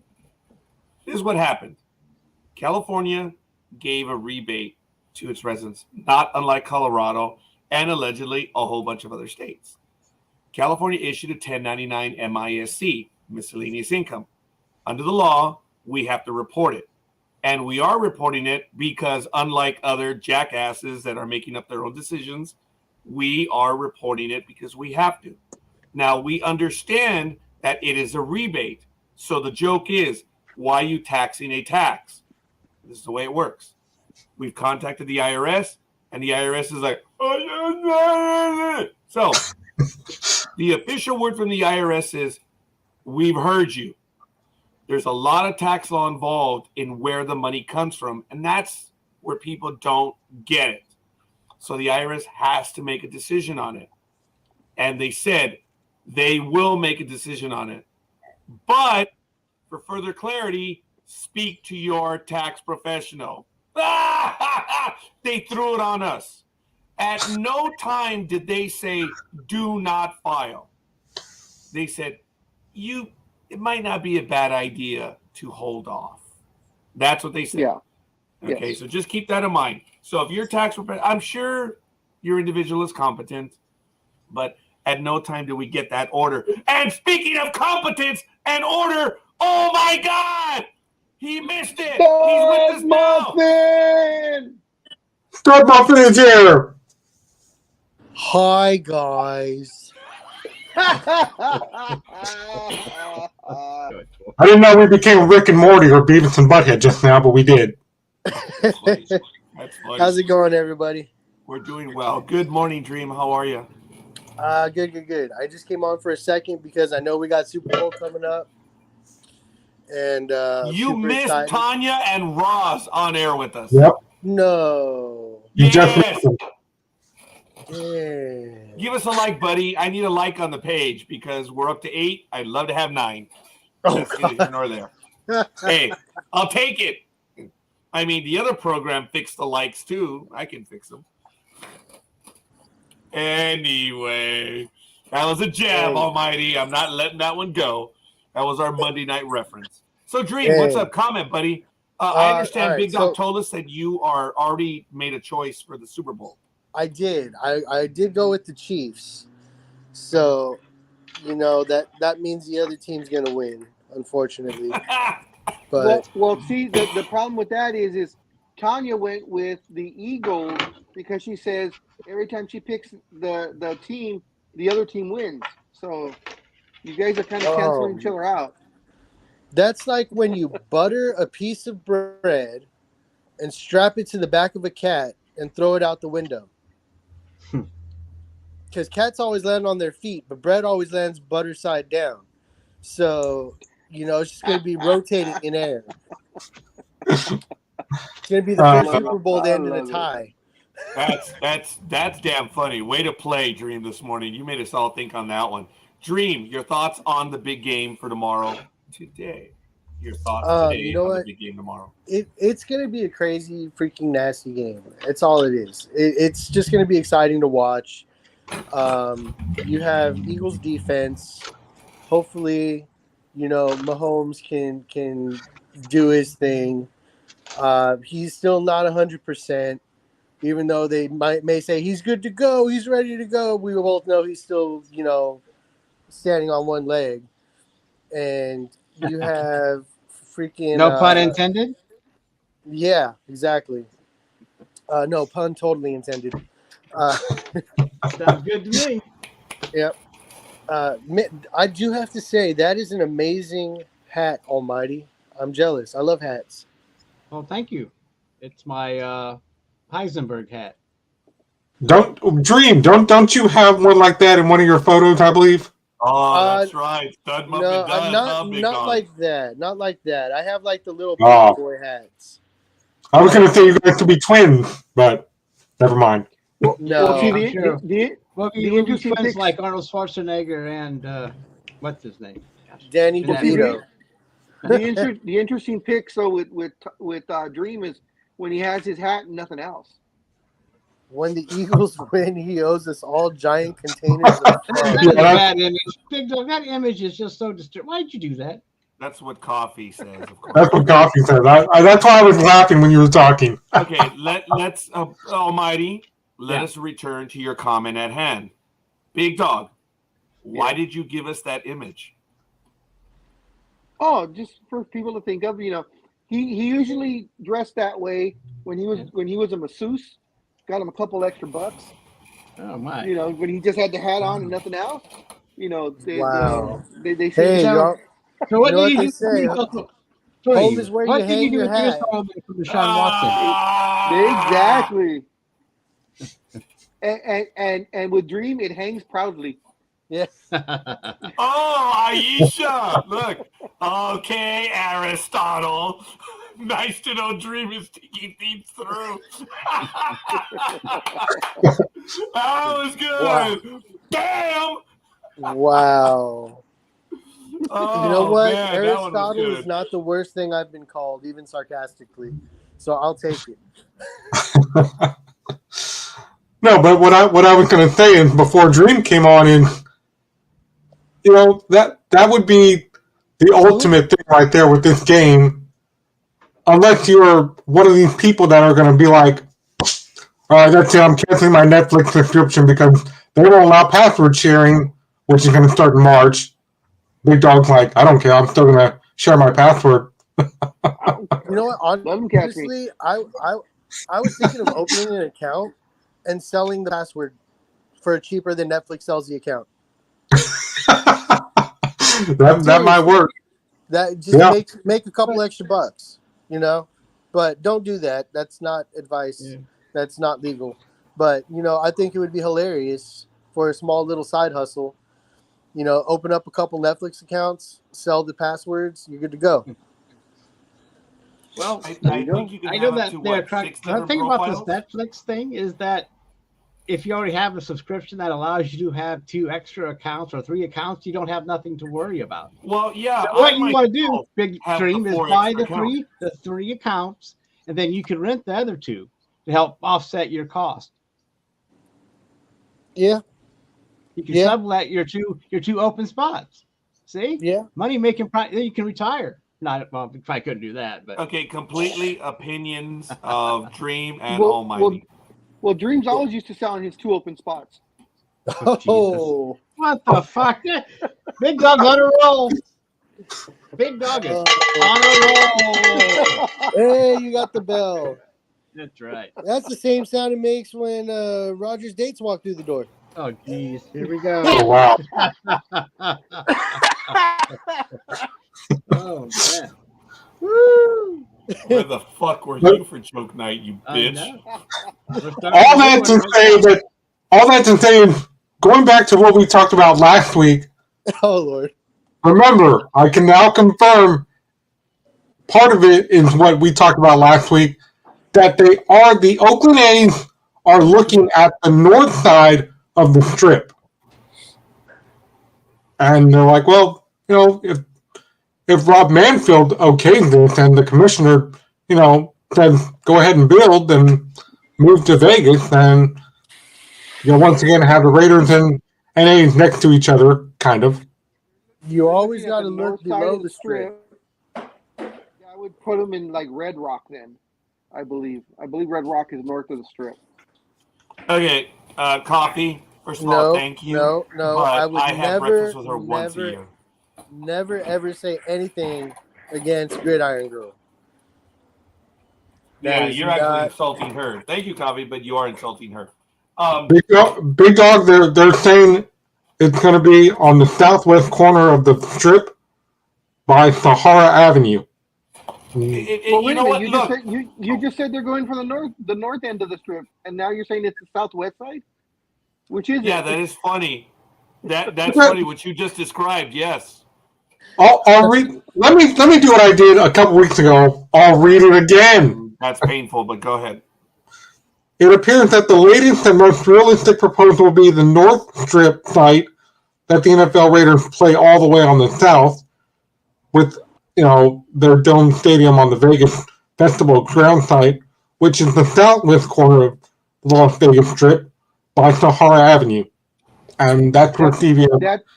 Okay, so what they're saying is, they're saying Oakland is going to be on the north end of the strip, which will put it in Red Rock, like I said, because the Raiders play on the southwest side, where they're at on Sahara Avenue. It's not saying they're going to build a stadium on Sahara Avenue. They're still looking at the north end because there's already a stadium on the south side, which is Allegiant Stadium. Well, Man, Big Dog, that was like you were almost there. You're really just like one sentence away. All you had to say is, per my last email, like I said. Oh man, yeah. You know what? Whenever Big Dog and I get together, we do tend to hit that gutter pretty hard. Yes, we do. It's because we think it's alike. okay. Great minds think alike. Okay. We go from Aristotle to gutter talk very quickly. Yeah, I've actually come around to saying it. We call it BDM here, Big Dog Mode. That's what it is. It has its own theory. It has its own place in time. It is Big Dog Mode. Just don't add Speedy with the S, and you're good. There it is. Yeah. Well, then if we do that, then you're talking Scorekeeper's type of language, so. Oh, God. Scorekeeper's like, leave me out of this. No, Scorekeeper's thinking of Double D and her bustier. That's why he's what he is.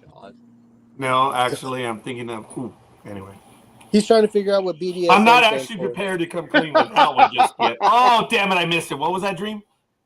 You're still trying to figure out what BDSM stands for. Oh, yes, I was. Joking aside, whenever I do that, I'm like, B. Now, BDM, Big Dog Mode, is also initials for a Russian transport carrier. So, just by the way. So, it always comes to play. Dallas Cowboys legend Michael Irvin suing Marriott for $100 million following Super Bowl week allegations. Yes, they also pulled it off tomorrow. Yeah, so he's been pulled. Yeah. Yeah, he won't be there. It's okay. It's Dallas Cowboys. He's gonna lose. Did you guys like that little video I sent all of you? I got some choice comments about that one, man. People were like, I know Jay was like, dude. When he sent the video about the kid getting beat. Yeah, I did. Yeah. No, I saw one of my coworkers was talking about how the Saints. There's rumors that the Saints might be interested in Dak Prescott, and he was kind of excited. And I was like, why would you be excited about that? Like, this dude threw more interceptions, missing like 4 or 5, and playing 4 or 5 games less than everybody else. Then he led the league in interceptions. Why are you excited about this prospect? And he's like, well, it's better than what we got. I'm like, shut up. You're better off drafting a rookie. Yeah, so they can screw up that career too. That's not a bad idea. All right. Fair enough. I'm going to see if I can find that story, but we already have some great comments in the chat room. Big Dog, Speedy, I know you probably have a little bit more, but I'm going to circulate through, and then we're going to go to Almighty. So, Big Dog, why don't you go? Oh, I'm sorry. Yes, I have a thing about Michael Irvin. Michael Irvin has filed a $100 million lawsuit against a female employee at a Renaissance Hotel in Arizona who claimed the Cowboys legend made an inappropriate comments towards her during the week, resulting in his dismissal from the NFL Network's ongoing Super Bowl coverage. Renaissance Hotel's parent company Marriott is also named in the lawsuit for allegedly scheming to make Irvin the next victim of cancel culture. Irvin's alleged comments has not been revealed, and his accuser is listed as Jane Doe in the filing. This is through the DailyMail.com. It says the NFL Network personality says he's being railroaded with false accusations that are threatening his broadcasting career. He says, quote, no quote. It says, after a friendly 45-second conversation with the employee in an open lobby that was witnessed by others, multiple witnesses have provided statements verifying Michael was a gentleman and behaved just like you see him on television. He was being gracious with fans, taking pictures, and speaking with anyone who wanted some of his time. After returning to his room following the brief exchange with the woman, Irving claims he was woken up by hotel staff who removed him from the hotel without explanation. Says plaintiff was judged guilty without even knowing the accusations, the lawsuit reads. A few days later, plaintiff was removed from his scheduled programming and essentially kicked off the air and canceled due to the allegations. In his lawsuit, Irving claims that he has witnesses who can support his statement that he and Jane Doe casually exchanged pleasantries, adding that the 56-year-old shook her hand and went off to his room alone. The filing also claims that the hotel refused to listen to eyewitness accounts of the interaction. What's more, the hotel manager is accused in reporting the incident to the NFL with the intention of damaging that relationship and canceling Irving. Man. If he, shoot me $1 million. I'll be a witness. I'll say he was a gentleman. Says evidently, as plaintiff was sleeping, one of the managers of the hotel reported false information to the NFL about the plaintiff, accusing of improper behavior towards a hotel employee. The NFL responded by removing plaintiff from all scheduled programming surrounding the Super Bowl. Plaintiff's representatives have reached out to the hotel and even met in person to obtain clarity about the situation and provide witnesses and resolve this matter before plaintiff's reputation could be damaged any further, but to no avail. Shoot me $5 million. I'll say I was in the room the whole time. And the thing was, he was escorted off the premise and sent to another hotel. I mean, it wasn't like just from that comment, from that complaint, he was whisked away from the hotel to a different one. Yeah, and kicked him out of the Renaissance, put him in a Motel 6. Well, I was going to make another comment, but that wouldn't work out. When he showed up, they asked him how many hours he wanted the room for. Yeah, there you go. Yeah. But I mean, so it just seems like he was tried and convicted within minutes. It looks like. I mean, he was like this firestorm just engulfed him, and it just didn't take them long to make their judgment. So I can't, and I think that networks would actually wouldn't rush to judgment either, but they did. Is Aisha a Dallas fan? Yes. Oh, good God! Yes, she's our resident Dallas. She allows me my insults because she knows how I am passionately against the Cowboys Dreem logo is Dreem. Not a logo. It's a team rating. Okay, it's okay. one star. It's a team rating. Oh, that's funny. That's good. I like that. It's all right. Oh my God! It's okay, Aisha. I joke. I kid. I appreciate good football. As soon as Dallas starts playing good football, you let me know. They play good football during the season. The Dallas Cowboys are the LeBron James of the early 2000s. Oh, shit. Ooh. Great team during the regular season, and then when the playoffs happen, they're on the couch. Wow. We have an update from Aisha. Thank you, Aisha. Latest from Six Nations. Ireland, 32-19 over France. Wow. Here it is. Wow. Folks, way to go, Ireland. Guys, if there's been any, I don't remember hearing about Michael Irvin and like problems with the law and stuff. I'm trying to remember if there has or hasn't. Yes. I know a lot. I can't find it, but I was going to see something about, but he's had trouble before. Okay. And gosh, I can't. I'm trying. I don't have that article in front of me because I did read it, but he has. That's that may, I don't know if that'll come back to haunt him, but he has had several allegations, and I think I don't know. I can't. I'm not going to say anything. I'm not sure. But he has been in trouble before, but that was all in the past. I mean, yeah, I think he hasn't had anything for a while yet, but he did have some crap go on, which is, you know how I feel about crap. Yeah, the last time I think rumors with him started within like 98, 99, and then they were dismissed or something like that. So okay, that's fair that they were dismissed. Look, again, you guys know how I feel. This whole immediate pass to judgment, this is not the way it should work. You should have judgment by your peers, and we're not talking about the blogosphere and the Twitter jackasses. Well, yeah, you said peers. That's because you said peers. We understood that. No, fair enough. We understood that. The should be, doesn't count for that. and we did lose Dreem. This whole thing of an accusation being leveled against someone and then the remove. I don't know if Irving has lost his money, if he's just been removed from the play. It sucks. It's the same thing. But if you're still being paid, that's the only good thing. But I've always believed there should not be a rush to judgment. There has to be legal action taken, and there has to be a lot of stuff.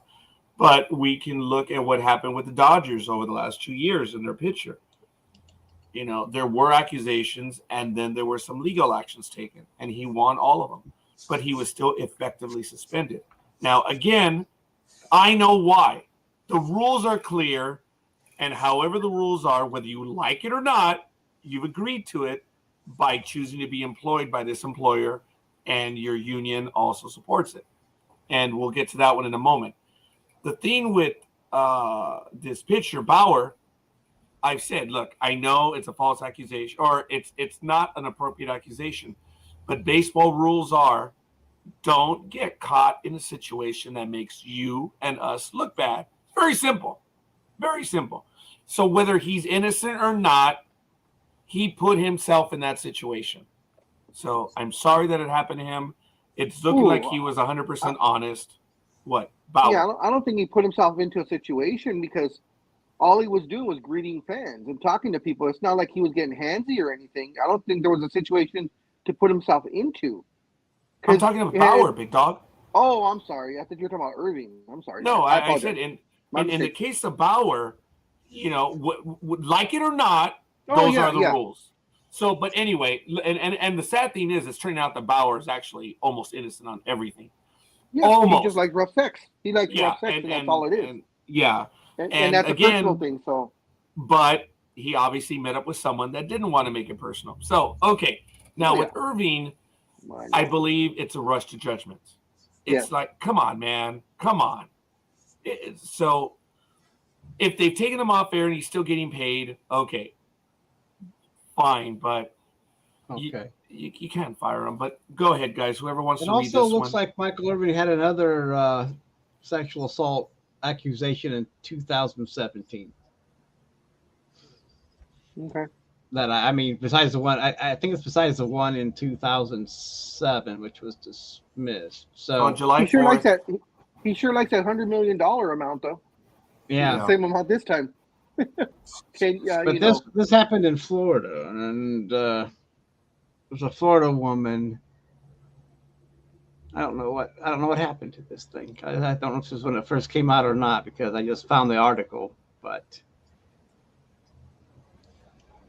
okay, so 2007, 7 lawsuits. So this is a different one. So I don't know what happened to this one yet, but apparently nothing happened since he's still a network personality. But so he's had a couple of these, but unfortunately, this woman or Jane Doe waited to have it happen in front of witnesses, so she doesn't have a leg to stand on.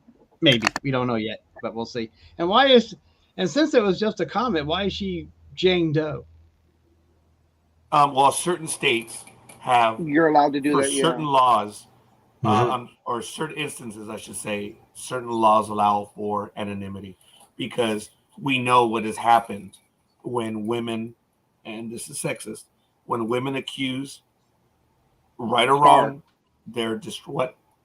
Yeah, where they accuse a star of someone of notoriety. Usually the fans go after. Yeah, they go after them, right or wrong. And there are certain statutes in the United States for certain types of offenses. Yeah, it's crazy.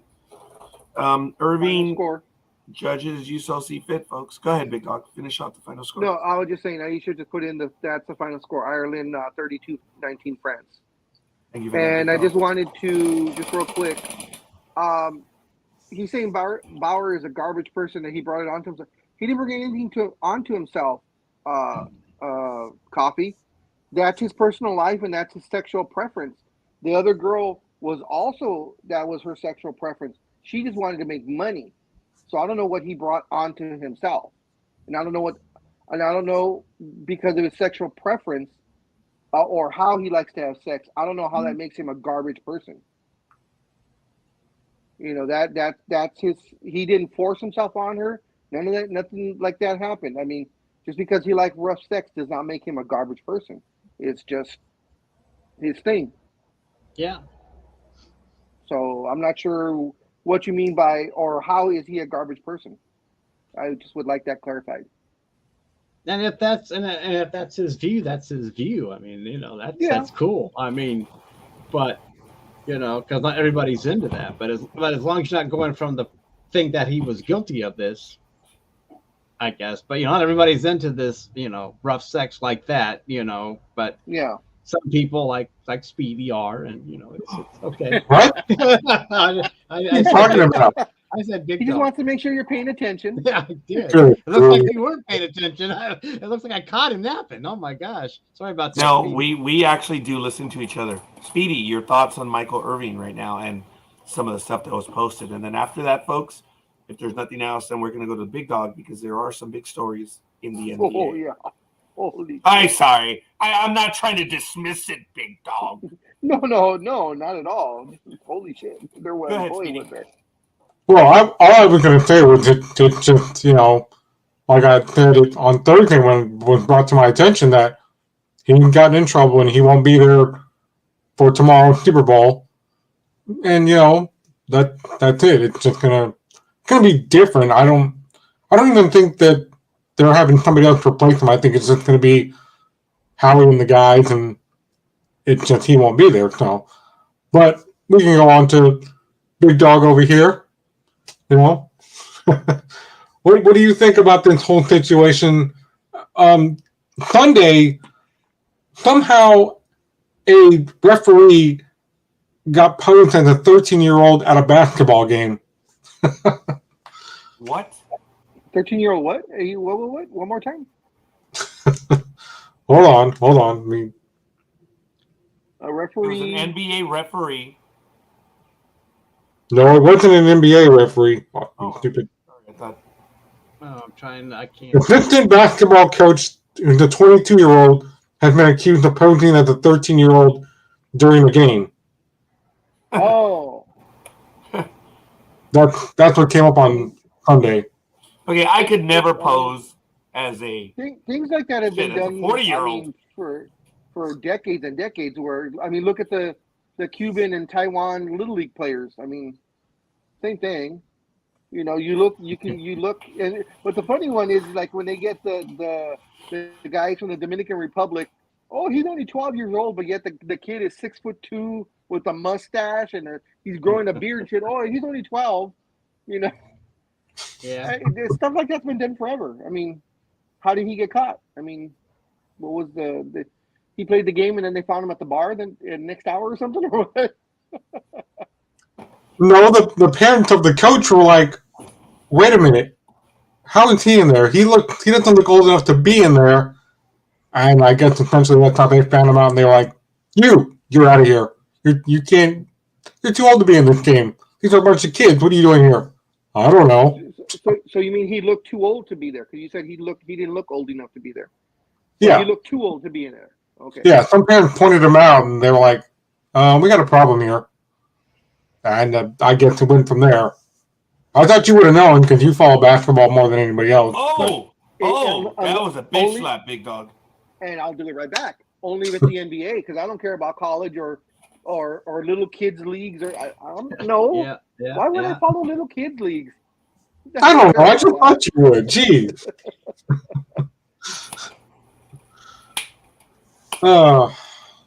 Anyways. Oh, I hurt my shoulder. Ooh. Don't have a shoulder injury. We can't afford that. Oops. But on to the bigger question. How many people are you inviting over for the Super Bowl, guys? And what are you ordering? Are you going to order... I said, how many people are you inviting over for the Super Bowl, and what are you ordering? Everybody's probably going to order the $32 pack. I'll go first. I'm having 2 other people over, so altogether it'll be me, myself, and I. Order whatever's in the fridge. Good. Almighty, what you doing for the big game? Well, so Speedy, you asked, do tell, and the rest of us will answer. What are you ordering there, young man? Oh, by the way, happy early birthday, pal. I believe it's on March 31st. I announced that when the program began. While you were still asleep, you lazy bastard. I told everyone your birthday was March 31st. I wasn't asleep. I was getting ready for the day because I got to go about 9:05 or somewhere in there. I got things to do. Oh, all right. What are you getting for the big game, Speedy?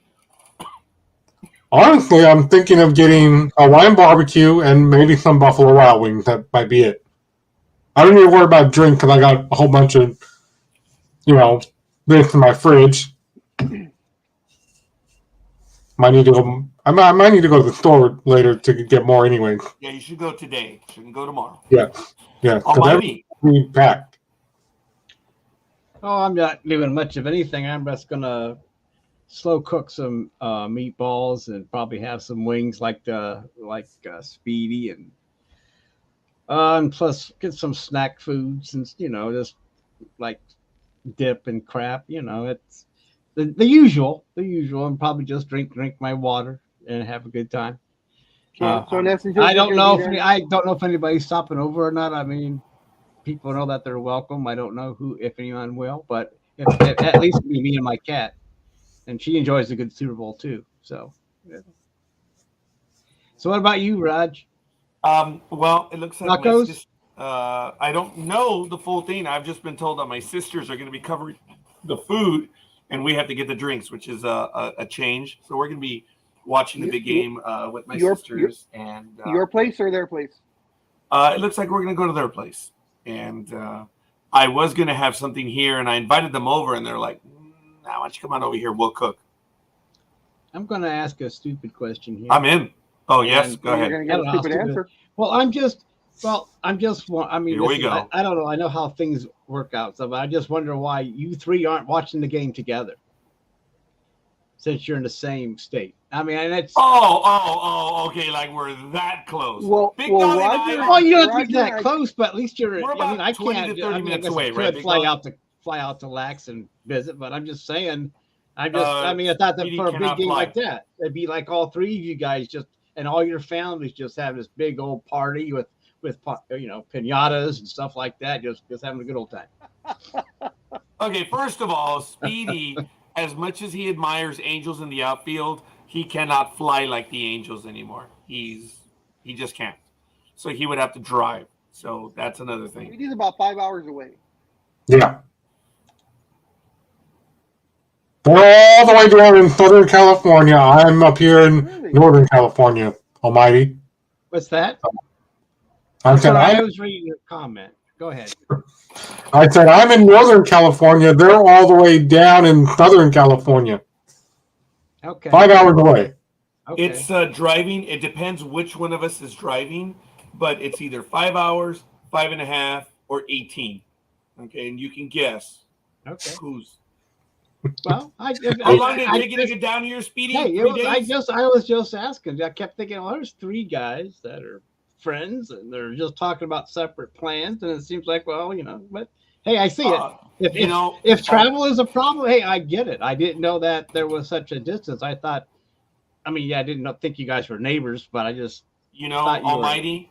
That was my misconception. I'm sorry. No, not at all. Actually, we had begun to start to get together, and then some damn thing called COVID hit, and we kind of stayed away. And now the young man came down to visit us a few months ago. We're already planning to head back up north, too. So we're going to be – we actually are, but not for the Super Bowl, I guess. It would have been kind of cool, but traffic and all that stuff, yeah. Big Dog, Mr. Galma. I don't understand that. I'm surprised by Aisha's comment. Yeah. The NFL is trying to be so prevalent in England. Around the world. Yeah, but I mean, they actually go over there and play there, you know, regularly. I'm surprised that they don't have it on a regular channel, because she said it's on a TV channel. And it doesn't appear on any channel I can get, which is surprising, because you would figure it'd be on it's going to be on one of the basic channels like it is here with Fox. Fox is a basic channel. Well, this might be different in England. This might help Aisha out. Oh. Because CNN said that most bars and most restaurants are going to air the game, and you don't even have to buy food. So that might work for her. I don't know. Oh. Yeah, but it's going to be on at 2 in the morning, though. Yeah, dude. Oh, for her, that's right. Time change. Yes. I can't wait for March 12th. March 12th and spring forward. Yes. What's March 12th? Spring forward. Means we lose an hour of sleep, but he likes losing that hour of sleep for some reason. On the day that March Madness is Selection Day. Well, Spring Forward Day. I guess I have to make a note of that. I don't have to worry about such things anymore. Anyway. Yeah. It's a shame you're not going to be able to watch that. It's a big game, Aisha. And I agree with the Big Dog in that, wow, it's not on? That's crazy. Maybe you can go to Fox.com. I'm sure they'll air it.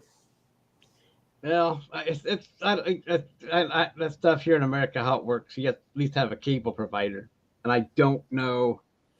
It might be easy. I don't know. I think there's a couple of sites on the web that you can watch the game. I think there's already I think if you go to Fox Sports on their website, they have the game, they have the countdown. So I think they might show the game on their website. I mean, it's but I mean, for me, I got the, because I wanted to, I got the NFL Plus, or whatever you want to call it, so I could watch more than just the game and not have to pay a big cable bill. So, and plus, I won't have to hunt for the Super Bowl because I know where it's at. So, but anyway, yeah, it's a bit, but she brings up a good point that for such a big game, it shouldn't be so hard to watch it. You know, you should be able to find this spot, you know, but anyway, go ahead. I'm sorry. Yeah, there you go. Coffee even put in the chat room for you. You do live over on the pond, so Sky Sports should be able to do that. The thing, though, is since it's not the Cowboys, she might not want to get up and watch the game at 2-3 in the morning, because most likely she has to work the following day. Well, okay. But any European people that want to watch the game, don't listen to us and find your provider.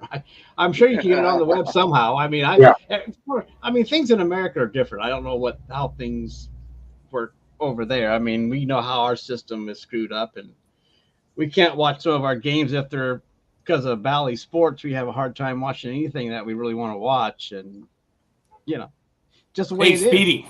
Is. Yeah. So why haven't you shaved? What, is it cold? Is it, you know, you trying to impress someone? I mean, what's the deal? Because you're almost sexy. Getting on the Fu Manchu style there, dude. Yeah, I know.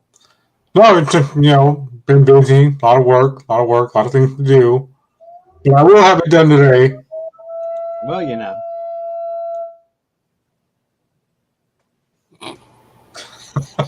I love how we all did that at the same time. No, but that was funny. We all did. Yeah. The Big Dog did I chuckled because he did the Three Stooges one. That's always a good one to do. Speedy, what's closer for you, Vegas or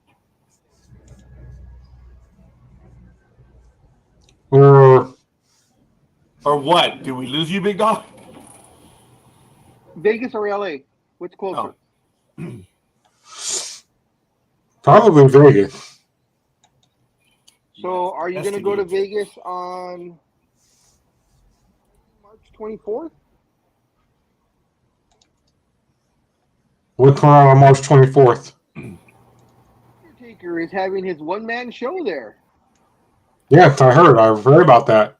Interesting. And then of course on March 31st, before WrestleMania, he'll have it here in LA, which I'm thinking about going to. So I hear it's a pretty good show. Nice. So I have another interesting question. Most people are like, no, yeah, that's what they say. They tell me I have no opinion. Not gonna watch it. Are any of you three gentlemen planning to watch the halftime show? I never do. Who's on the halftime again? Oh, I forgot. It's not Beyonce. Is it Beyonce? No, is it Beyonce? No, that was last year. No, that was last year. I don't remember. Who's on it this year? Wow. Rihanna, that's who it is. Oh, Rihanna? Mm-hmm. Yeah. I might catch it. I mean, there's nothing else on because I'm definitely not watching that stupid Puppy Bowl. dude, check it out. San Jose to Vegas. Taking the 101 to the 5, shooting across the desert to get to the 15 and go up. That's 526 miles. That's a lot. Yep. A lot. LA or Vegas is further to him because there's really no direct route. So one of the better routes is 101 across Gilroy to the 5 to, I guess, somewhere near Buttonwillow. You shoot across Bakersfield on the 58 to get to the 15. That's crazy. Wow. Now, I'm just hoping they have great commercials. We need to get back to, the early 2000s, late, 90s and stuff where all the commercials, we had Budweiser that was awesome. We had Doritos was awesome. Coke and Pepsi had awesome. GoDaddy was awesome. But GoDaddy's pretty much done. So, that's done. But the commercials now, they're just, they don't have no oomph to them. They don't have no oomph. But they don't get the same coverage as they used to, do they? I mean, it's not that used to be one of the things they would talk about. Because the commercials have already been advertised. We've already seen them. Yeah. Well, I haven't seen the link for this year's ones. Are they out already? Because I didn't see that one. I'm assuming they are because they've been every year. When they started doing that, it kind of killed the stuff. It did. I mean, that was part of it too. You wanted to see part of the game was watching the commercials. Yeah, because they went out of their way. I mean, they spent a lot of money doing it, but still, that was part of the thing. And now it's kind of got lost in the transition. And maybe it was the first year they didn't use the Clydesdales in the Budweiser commercials, and I can't remember, either Coke or Pepsi had no commercials. It was one or the other. Had no commercials in the Super Bowl. I mean, what ruined it was 5-7 years ago when 60% of the commercials were all tech commercials, where all the tech companies were trying to, when the tech blew up. Yeah, they had the money, so they bought all the airtime. You're correct about that, Big Dog, and that we need to get back to and that's ruined it since. We need to get back to beer and cigarettes. That's what we need to do. That's right. Well, because for a while they actually kept certain Super Bowl ads a secret. That way, it would be a way for you to watch the Super Bowl and then see the commercials that they were hiding. But as we talked about a minute ago, that's pretty much dead. So it's really not. They can still hide it. I mean, they can still try and hide it, but they just put it out there, and because they want to get the early buzz, and it's like, but it just like we all agree. I mean, this is nothing to do with old school. It was just what you wanted to do. I mean, and plus, I mean, if you're watching the streaming game, the commercials may not come in anyway. So I mean, it's really yeah. That's why through most commercials on the Super Bowl, I get up and get some chips or something, or I take a drink like Almighty's doing right now, and then by the time I'm done, okay, well the game's back on. Let's get back into it. Wait. Almighty, when you said cigarettes, remind me of a meme I just saw the other day. I should have sent it to you guys. It says the meme said, "You know you're old when you can remember them selling cigarettes out of a vending machine. Oh. 'Cause I remember that when I was a Well, little kid. I think I sent it. I don't know if I sent it to you, but there was one like that. But it says there's a meme that had the picture of you could buy like a candy toy lighter and cigarettes. Oh yeah, I remember the fake. Yeah, we all. And bought do you them when we remember were kids. the chalky cigarette candy that you could buy? Yep. I mean, Yep, you it bought wasn't it, all and that then- great, but you bought it for some reason. But it was Well, always we this bought it chalky because we sticks. wanted to be like our parents, because almost all our parents smoked. So Yeah, we got the little exactly chalky what- things to put in like we were Talk- smoking. Yeah, talk about leading the. I mean, Yeah. it's like, okay, it's gonna start. I mean, early, but yeah, I mean, they don't do it anymore, of course. But you walk into the store and say, "Oh, you get." But that was back then, and now that things have changed, but still, it was fun. Scorekeeper seems indifferent to what we're talking about.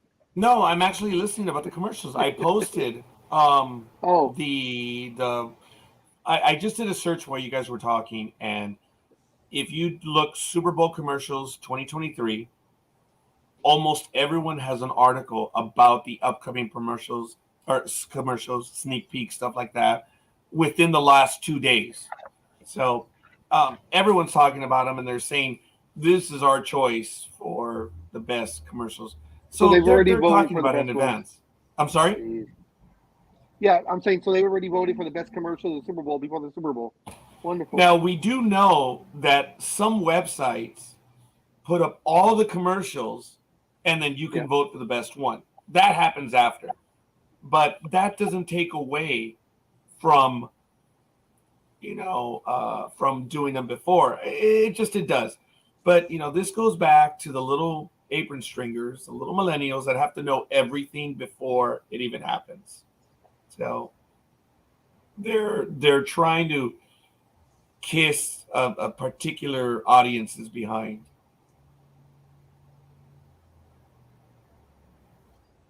Whatever. I'm not going to see it come to fruition. Well, we all agreed that it's sad time when you can't look forward to a commercial and see how surprised you can get, because that keeps you going, and it might keep you from a bathroom break or two. What? Wow. Speedy, don't look at the post. It may be harmful to your health. Wow. No, over here, that was not a thing here in the U.S., Aisha. Because unfortunately, even when we were small, the real stuff what that was called was around. So there was no candy. What was angel dust? Was it LSD or PCP? Angel dust was. I think it was PCP. I'm trying to remember. Yeah, it's PCP I that believe. you dipped into the you dipped your joint into it. It was like a liquid, so it would absorb into the joint, and then you would then smoke it that way. That was angel dust. So no, Aisha, we did not, and please do not use such language in the presence of Speedy. It will retard his growth. Well, see, no, she's or fooled maturity. by the It'll grain. retard his maturity. She's fooled by the gray in the beard, so she feels he's older now. That's why she's talking about adult stuff. I just saw right there that SF on his cap. Yep. Mm-hmm. So foolish, is that what you said? Something. I'm not going to repeat it again. Ladies and gentlemen, we're having a wonderful conversation. It's 2:38 hours or 2:38 into the program here on February 11th, 2023. Folks, we've had a lot of stuff go on in the NBA. We spent quite a time of Super Bowl. I'm going to be a dick, and we're going to transition over to the NBA. Big Dog, you have, I don't know, 1, 2, a shitload of stories to talk about. I didn't know Speedy was a space cadet, so said Aisha. Wow. Go ahead, Big Dog. Shattering things in the NBA. Big time. And, of course, it all started, let's see, let me give you the dates real quick. So Thursday, the 9th, was the trading deadline at 12 o'clock. Everything pretty much started hitting the fan on Wednesday, the 8th. But, of course, everything started last Sunday on the 5th with Kyrie Irving, who had, of course, demanded, He demanded his trade, and that started it. So Kyrie Irving, in a shocker, got traded to the Dallas Mavericks, who were shocker. They weren't really in the mix. They weren't really being talked about. Yeah, I mean, I was just repeating. Shocker. I mean, it was like you said. I mean, because a lot of stuff started happening toward the deadline. I think I kept posting stuff, and you posted stuff, and it was like, oh my god, but of course, that's what happens for the deadline. So, but go ahead, Big Dog. You tell us some more stuff that's happening, or comment more on further on Irving. So the Nets got guard Spencer Dinwiddie, forward Dorian Finney-Smith, the 2029 first-round pick and 2 second-round picks, and Dallas got Kyrie Irving and Markieff Morris. Then nothing really was happening for a day or so, and then on the 7th, things started moving around again. The Lakers made a big one on February the 8th, so that Wednesday, and that was a shocker. We finally got rid of Russell Westbrook. Didn't think it was going to happen, but they were able to trade Russell Westbrook. This was the deal. It was a 3-team deal. So the Lakers got D'Angelo Russell from the Minnesota Timberwolves and Malik Beasley and Gerard Vanderbilt from the Jazz. The Timberwolves got Mike Conley and guard Nickeil Alexander-Walker and from Utah, and 3 second-round picks, 24, 25, and 26 from the Lakers. The Utah Jazz got Russell Westbrook and Juan Toscano Anderson from the Lakers and Damian Jones from Minnesota. No, I'm sorry, Damian Jones from the Lakers. And also our 2027 first-round pick. Now, since that's happened, they are working on a buyout for Russell Westbrook, so he will not be expected to ever be in a Utah uniform. They're already working on a buyout for him. Leading candidates are the Chicago Bulls, after the buyout, Chicago Bulls, Miami Heat, or the Los Angeles Clippers. I kind of hope he's going to go to the Clippers because he will destroy them from the inside. But that's just a personal preference. You really don't think, Big Dog, you really don't think that he would be bringing up his game knowing he's with the Clippers, the crosstown rivals to the Lakers? He doesn't have, and all due respect to the old Russell Westbrook, he doesn't have game to bring up anymore. Okay. He doesn't have it. And in the system that the Clippers run, they're not going to put the ball in his hands. He has to be the main ball handler to be the old Russell Westbrook, and that means that he would have to phase out Kawhi Leonard and PG-13, and that's not happening because those guys, Kawhi is the one that needs the ball in his hands, so he can distribute and or score. So it's back to the same thing. Russell be on the sideline, on the side as an off guard or whatever, with the ball not in his hands, and that he does not play well that way when he's not ball dominant. Other news, this one I wish he would have came to the Lakers, but that's neither here nor there because I've always loved Josh. Big Dog, real quick, I'm sorry to interrupt you, but since you're talking about the Lakers there, and I did ask you this earlier, but so you thought I asked you if this move would help them get to the playoffs this year, and you said they might be able to get to the play-in. It would timeout. Okay, I'm going to ask to interrupt. We're losing Aisha this morning, so. Oh, okay. Bye, Aisha. Thank you for stopping by. Aisha. Tell your mom hi, and of course give a high five to the king. She might deck him. Yeah. It gets kind of windy in England, so I know you guys are afraid that he might fly away with those ears of his. What? He's got those big old Dumbo ears. You know that. Oh my gosh! Yeah. I was just trying to process that. Or were you looking at him trying to fly away with it? Yeah. I might resemble that comment, so we're gonna let it go. Big Dog, please. I interrupted you. Comment Almighty.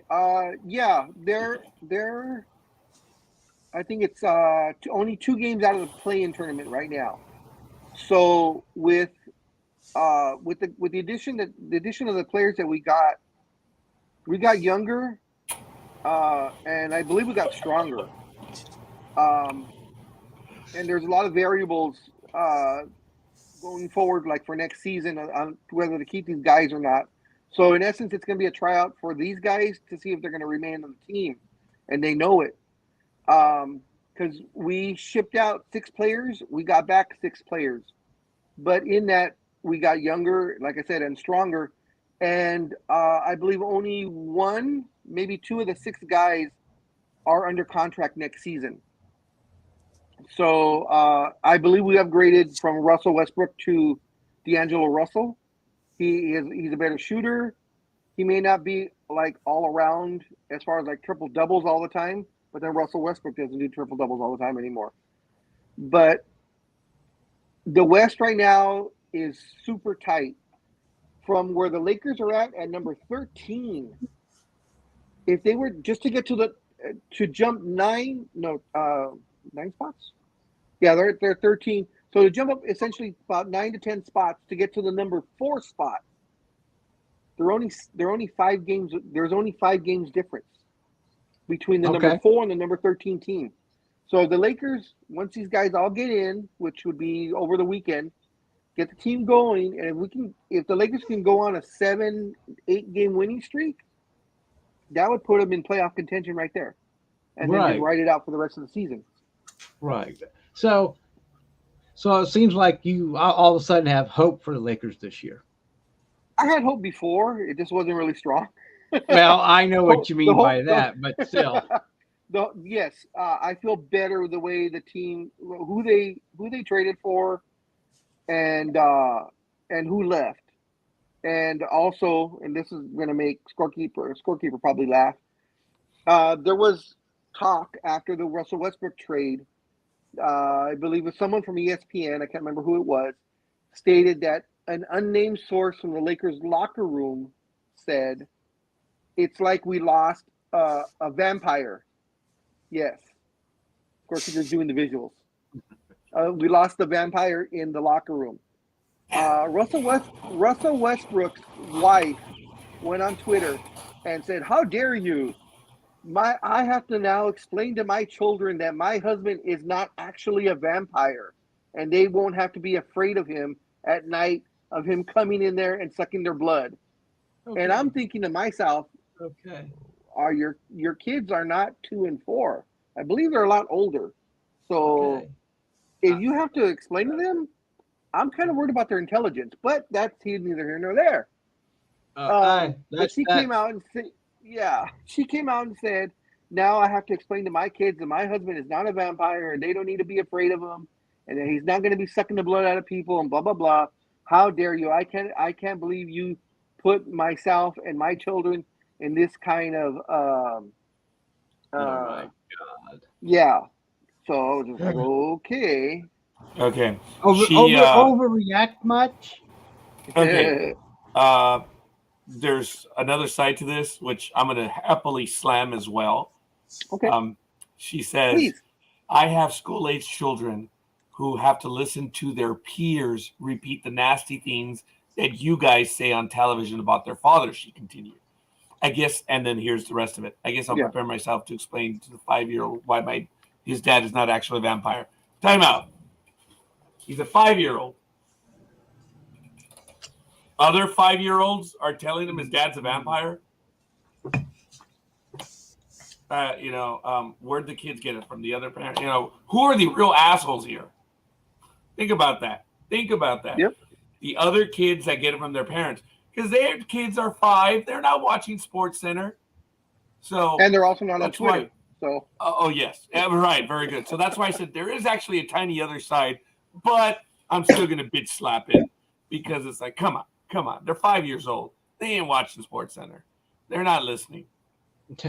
But there are parents that tell their kids that know the other kids. So it just goes to show who the assholes are. Yeah. The reporter said what he did from an unnamed source, and now I don't know which article you have, but Fox News did say that other players are challenging the report by saying, who said it? Who said it? Who said it? Okay. Allow me to go on a tangent. This is for Tony, just because. Fox News saying there's an unnamed source. Come on. Jim. You know. That's how they make up these stories. So, but anyway, I agree more with Big Dog on it. I just had to throw the other part because another article had a little bit more detail on the 5-year-old peers. Big Dog, when I was 5, I peed. I didn't have peers. That's right. Yeah. So I just wanted to add that, folks. And what's your thoughts? Go ahead. Go ahead, on Mike. Speedy. Real quickly, she kind of sounds like, well, most overprotective mothers. Remember, I've told you guys before that when I started in junior high, I told my mom, you don't need to go with me. I can do this by myself. It's fine. I just need to get my schedule, and they're going to assign me a locker. Well, us kids, we know that takes time. Time is an enemy in some ways, right? But no, she went with me on the bus, on public transit, no less, because she couldn't afford a car. And we're waiting there at the school, and this is the same school I told you guys before, which is right across the street from a mall in Newark, California. And out of the blue, she's like, you better hurry up and get this going right now. Hurry up. We got things to do. And I'm like, I don't know who she is. And I tried to be cool around the guys, you know, and some of the girls. And one of the girls goes, glad she's not my mom. And when that girl said that, I guess my mom heard it. She's like, Matt, get over here right now. I'm like, Yeah. I need my locker, first of all. And I'm still in the line for the schedule. Just go to the mall. Go get some lunch. Do something. But not with me. So, she's like, fine, I will. So to answer your question, Big Doll, his kids are 5, or will be 5. Oh, one of them is Sky and Jordan that were born on November 17, 2018. The twin girls. Oh, so they're twin girls. Okay. But like you said, why are they watching ESPN? And of course, there's always that chance that I just don't see. And they shouldn't know that vampire. And if they think vampires are still real, there's something wrong with that picture too. We said that. Come on, man. I mean, you know, hey, maybe I still believe in Santa Claus until I was 25, but that's my business. And so I don't know. I'm just I don't know. Anyway, I'm sorry. But to say, I guess his kids are 5, or the twins are. So it will be 5 this November. So they are 4. So I don't think they're interested in ESPN or anything like that. Definitely not. Definitely not. They should ask. They should be asking, why is Daddy being traded? So that's what they should be asking. Why are we moving? Yeah, why we moving again? Well, that's the thing too. If he goes to the Clippers, he won't have to move. And he hasn't gone like I said, he hasn't gone anywhere. It's reported that he's not even going to report to Utah. So as soon as the trade was announced, I guess they were already working on a buyout. But you know, Russ has always talked about, when they talked about a buyout before, that he has said he's not going to take a penny less than what his contract is worth. So I don't know if his mind has changed now. But anyways, for other trades, this one I like for the New York Knicks. The Knicks traded for Josh Hart, who I always have nicknamed Josh Barkley because he rebounds like Charles Barkley. For the last 3 seasons, I believe, he's led the entire NBA for rebounds by a guard. Wow. You to mute yourself. I heard that. That was a good one. Yeah, this was not Speedy this time. That was a good one. Yeah, you woke me up. I didn't get there. I hit the wrong button. Fuck. Yeah, you did. Anyway, You took yourself off of. I thought off the I thought I muted myself. Nice try. Oh God. But I knew it was not Speedy because poor Speedy's hungry in the morning, and it's bad, man. You can hear poor Speedy's stomach. Okay, sorry about that, people. No, that's funny, dude. Go ahead. Oh, no problem. Later on in the day, the Lakers traded, which is this one I love because I did not like Pat Beverly, have not liked Pat Beverly, and wanted him gone because he hasn't done crap for the team. So, and this was a great one. I think that this was a steal of the trade deadline. We traded Patrick Beverly for up and coming 7-foot center who's only 23 or 24 years old, Mo Bamba from the Orlando Magic. So this is a good. I guess Scorekeeper doesn't agree, but no, I'm sorry, I'm tired, dude. Big Dog, no, I'm just giving you a hard time. God damn it! I'm just kidding. 11:51 p.m. last night. That's when I finished. In the morning, but I wasn't tired. But I was 45 minutes late, so yes. We'll take that. I'm not bitching. So we got rid of Patrick Beverly. We got rid of Russell Westbrook, which was the two people that needed to be traded. So we'll see how this changes the chemistry on the team, hopefully for the better. But the biggest blockbuster came out of this, and it was literally out of left field that made everybody say, holy shit, I can't believe this. Kyrie Irving got traded. Durant talked about saying, I'm here, ready to play, blah, blah, blah. And just before the trade deadline, he went and said, I want to be traded, but only to the Phoenix Suns. That is the only place I will go to. And it happens. Didn't happen. Yeah, right. So Kevin Durant is traded to the Phoenix Suns with T.J. Warren. Brooklyn, the Nets get Michael Bridges, Cameron Johnson, Jay Crowder, and 4 first-round picks. How many? 4 first-round picks. In 2028, it's a pick swap. Okay. Which, of course, the Nets get the better of the two. So, in essence, 3 players for Kevin Durant. The thing, though, that I say, hats off, bravo, you guys know what the hell you're doing. Phoenix Suns got one of the top 5 players in the NBA in Kevin Durant and did not have to give up CP3, did not give up DeAndre Ayton, and did not give up Devin Booker.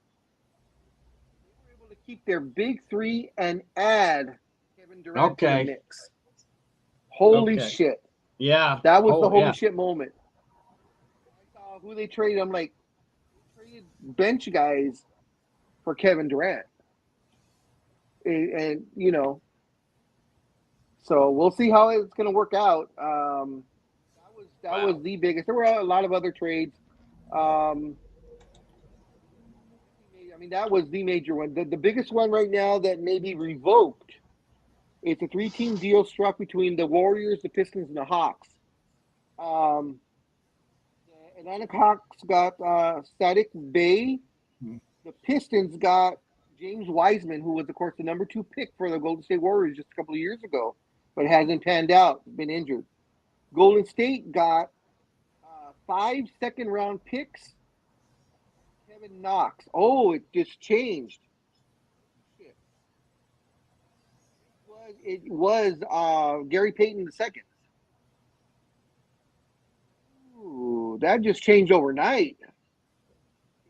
They took Kevin Knox instead of Gary Payton because Gary Payton was reported to Golden State and failed his physical. Oh. Injured this year. He hasn't played yet. And when they took the physical, he failed it. And there was talks that Golden State was going to still keep this trade and keep Gary Payton even though he failed the physical. Now seeing that Kevin Knox is in the mix, it looks like they rejected Gary Payton and now took Kevin Knox. Oh, that was a sudden change. Okay, interesting. There were a couple of three-team trades. Clippers picked up Eric Gordon and got 3 second-round picks and the right to swap the picks with, I think, Houston. Houston gets Danny Green, who they say is going to be waived, and Memphis gets Luke Kennard. The Clippers trades were odd. They traded guys out, and the guys they traded in were pretty much the same player. Same type of scoring. Everything was essentially the same. So they got rid of 3, got 3, but it didn't add anything to them. How about the other team? Did it help the other team out? Who did they trade to? I missed that part. Well, they traded. Well, it was a 3-team trade, so they essentially got Eric Gordon. The only person that in this trade, they made several trades. Clippers made 3 or 4 trades.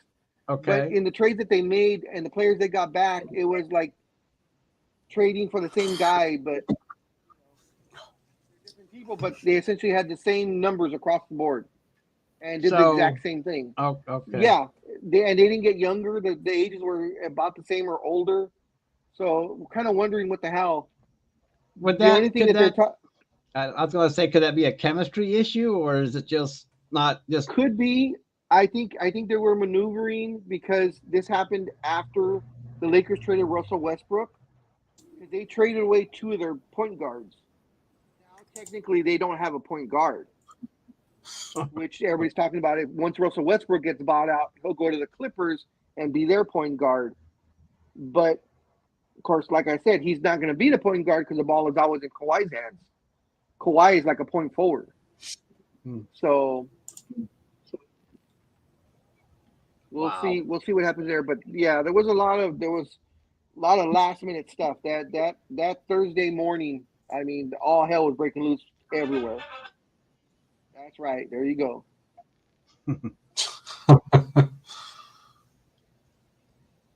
So a lot of teams got stronger. Got even more crazy because, with the Lakers additions and a couple of other people,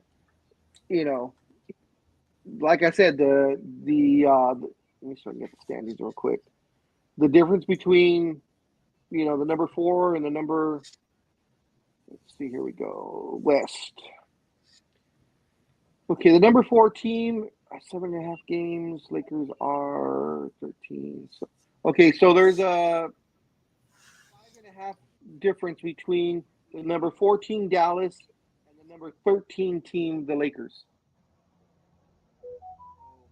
It's there. And for the play-in, the Lakers are only 2.5 games out of the play-in. So hopefully, like I said with this, they just have to they need to start winning games. There's games that they should have won, like that OKC game where, that's right, we didn't talk about the biggest elephant in the room. Fucking LeBron passed Kareem. Oh yeah. Kareem very gracious. I thought it was funny. He needed 36 to pass Kareem. He got 38. Didn't play in the last game because he was hurt. But anyways,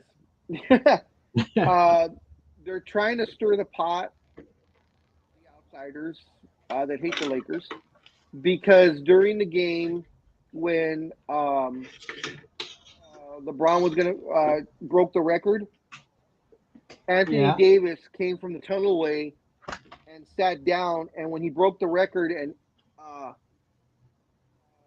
19,505 in the arena, not counting the players. So let's say 20,000. Okay. Well, 19,999 people jumped in the air except for one person. That was Anthony Davis. They spoke to him after the game and the following day, and he explained that he was happy for LeBron. He talked to LeBron after the game and talked to him after the game the next day to apologize for what seemed like he didn't care. He said he was frustrated and angry, and that's why he went to the tunnelway, because he took his frustration out, I guess, on a cart or something, and I guess destroyed it. And when he came back, he said he didn't even notice that LeBron was only those 2 points away. So when he sat down and everybody jumped up, he thought it was just because he made another basket, not because he wasn't happy for him breaking the record. He said he was frustrated losing to Oklahoma City. He's all, it's funny. He's quoted as saying, "We were losing to Oklahoma City." He's all, Oklahoma City? What are we talking about, people? We're not supposed to lose to them. And we did. That was my frustration. I just want to win. And he said that's the reason why he was, non-emotional when the record was broken. Is there something there? I don't think so. He was having a bad game anyways. I think he had a bug or something, but you never know. But I don't think there's any animosity between the two. I mean, they won a championship together. And LeBron was mic'd up that game because, it's a special game. So during one of the timeouts, you could hear LeBron after the celebration. You could hear LeBron telling Anthony Davis, "I just want you to know, man, I love you. I understand. I love you." And, people were trying to make, sense of that one, saying, Anthony Davis was going to be traded, but of course this was 2-3 days before the trading deadline. Okay. And then it was LeBron saying, I love you, but, this was got to be done. They were just making up bullshit as they go, as the blogosphere loves to do. Yeah. But we'll see. I like how they're saying it's the second season coming up when there's only about 27 games left. The All-Star break is supposed to be the halfway point of the season, and we're still another week away from the All-Star game. And like I said, there's only about 23, 26 games left, somewhere in there in the season. That's way past. Okay. Yeah. NBA is weird about their All-Star break. Yes, I would say they are. I guess still, they're probably trying to schedule it around the Super Bowl crap too. So yeah, maybe I don't know if that's it or not, but it seems like having it after the Super Bowl, that way they're not competing with all the hype. But if it was truly a All-Star break where the break is at halfway through the season, it should be sometime in January, like early January. Yeah, but then you're also competing with the playoffs. I don't know. Maybe there's no rhyme or reason to it. Like you said, it should be in January. I guess we'll just have to call the commissioner up and say, "Hey, what's the deal?" They played 56 games so far. So for the Lakers, there's only 26 games left in the season, but the All-Star game is next week. So they still have 2 more. So what I say, they had how many? 26 games left? Right. Thereabouts, 25, 24, 20. So at the All-Star break, they'll only have 23 games left in the season for the Lakers. And that's supposed to be their halfway point. Well, we'll see. Okay. It is what it is, I guess. I didn't. That must be millennial math. That new math? Yeah. Yeah. I don't. Okay. So I guess you'll have your popcorn ready for that, the All-Star game then, right, Big Dog? Yeah. Yep. Yeah, sorry, folks. So you have 2 big weekends, Super Bowl, All-Star. Yeah. We have Ever New following this program at 10:30 a.m. Pacific time this morning. It is, as you know, on every 2 weeks. I've been invited to cover for Dan Schlossberg. You know who he is. I will be covering his Travel Itch Radio episode, I believe, in May. And I may be doing another one in July. So we'll see. I'm going to see if I can get Dan to come over and talk sports with us. Yeah, that was a while ago. So we're like, all right, whatever. Yeah. All right, brother Lewis. So any more basketball news there, Big Dog? There's a lot of rumors that the Brooklyn Nets owner, Mr. Tsai, because of course the talk was, Kyrie Irving coming to the Lakers. That was the talk for all season, pretty much. It's now come out that for whatever reason, Mr. Tsai does not like the Lakers and refused. He pulled a Kevin McHale He refused to do any business with the Lakers whatsoever. As his prerogative as owner. Yeah. But, of course, that is from unnamed sources, the famous unnamed sources. The unnamed sources guy is almost as famous as Major League Baseball's a player to be named later. Because, man, that guy's been traded about 10,000 times. Okay. There's a lot of rumors that Mr. Tsai does not want to do any business with the Lakers. That'll help the Lakers out. And sorry, Big Dog. And remember, folks, Yes, sir. there is only one, the inside source. There's only one. That is right. So, that's right.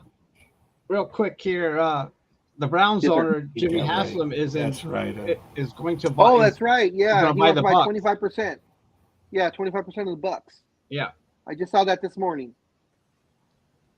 So he's going to expand Browns his owner? empire. Yeah, he's going to buy part of the Bucks, and good investment.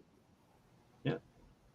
Well, if you're talking about TV in Major League Baseball, apparently there is an issue with Sinclair that purchased a bunch of Disney channels. Major League Baseball did announce that they are preparing to take over local broadcasts if necessary. So about $1 billion of Major League Baseball revenue is at risk if a cable television company fails to make payments for local broadcasting rights to 14 teams, and the sport is preparing to take over the telecasts. So Sinclair acquired 21 regional sports networks in 2019 from the Walt Disney Company, which had taken them over as part of its purchase of 21st Century Fox. Sinclair holds the rights to 16 NBA teams, 12 NHL franchises, and teams that fear that in the era of cord cutting, they might not get payments from the Diamond Sports Group, the Sinclair Broadcast Group, subsidiary, etc., etc. So Major League Baseball is prepared to take over. And the rights that they own are to the Diamondbacks, the Braves, the Reds, the Guardians, the Tigers, the Royals, the Los Angeles Angels, which surprised me, Miami, the Brewers, the Twins, the Cardinals, the Padres, the Rays, and the Rangers. That's what we'll say. so Speedy. Yeah. What are your takeaways from Vengeance Day? I hope. It was a very good pay-per-view. I would say it could have done better, but I'll give it a B minus. Okay. So yeah. Now we just have to, go through the motions of waiting for the Elimination Chamber in 2 weeks, and then following that will be WrestleMania. So, but we have to say that for the AWA, they lost one of their former stars from 1965 when he made his debut. Charlie North. Notice I didn't say Chuck North. Charlie North for AWA. Thunderbird, that was his nickname, has passed away. So, and of course, in other news, for everyone that saw Raw 30, Hogan did walk out there and cut a promo and said that he's going for the Eagles. And he's going to hope that the Eagles run wild on the Chiefs. But when he was doing that, he didn't have his cane. And how do we know that? Because he talked to Kurt Angle, and Kurt Angle told him before Raw, well, how do you feel after your surgery? And Hogan said, I can't feel anything past my legs. I can't even feel my legs. I don't feel anything down there. And Kurt Angle said he was very hurt and felt sorry for Hogan. So, yeah, that was interesting. Though. I'm like, he normally walks with the cane, especially on reality shows. But he didn't use the cane on Monday Night Raw for the Raw 30th anniversary. Maybe he had some assistance walking out there like that. So, and that's probably why he didn't go all the way to the ring and just cut the promo on the stage, which is fine. So he had another back surgery, or what did he have? What kind of surgery was it? Do you know? No. That's only what he told me. He did have another back surgery. He did have another back surgery, so that would be like his 8th or 9th back surgery. So, yeah, something like that. And that's when the reports came out that he wasn't feeling anything in his legs and stuff. So I think I heard the same story, Speedy. So yeah. So I know he had a surgery about 5, maybe 7 years ago that he talked about, but that he felt really good because they implanted some sort of computer chip or something in his back, in the small of his back, and it was maybe some breaking surgery at the time that helped him a lot. And he did say it helped him a lot. It made him feel a lot better and movement and stuff. So I don't know if he did something to ruin it or what, but he is definitely paying for all those years of all those slams and all that damage he did to his body, and all the steroids.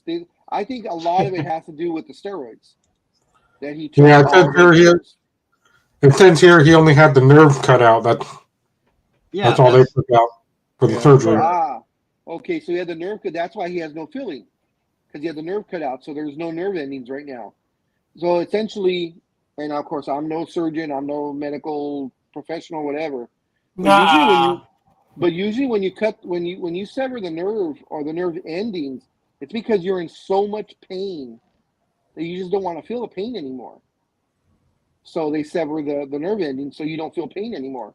And unfortunately, the byproduct of that is you also don't feel anything anywhere else.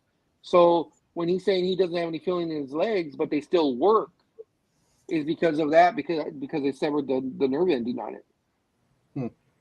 So technically, you could actually stab him in the leg with a knife or something, or shoot him in the leg. He won't feel it.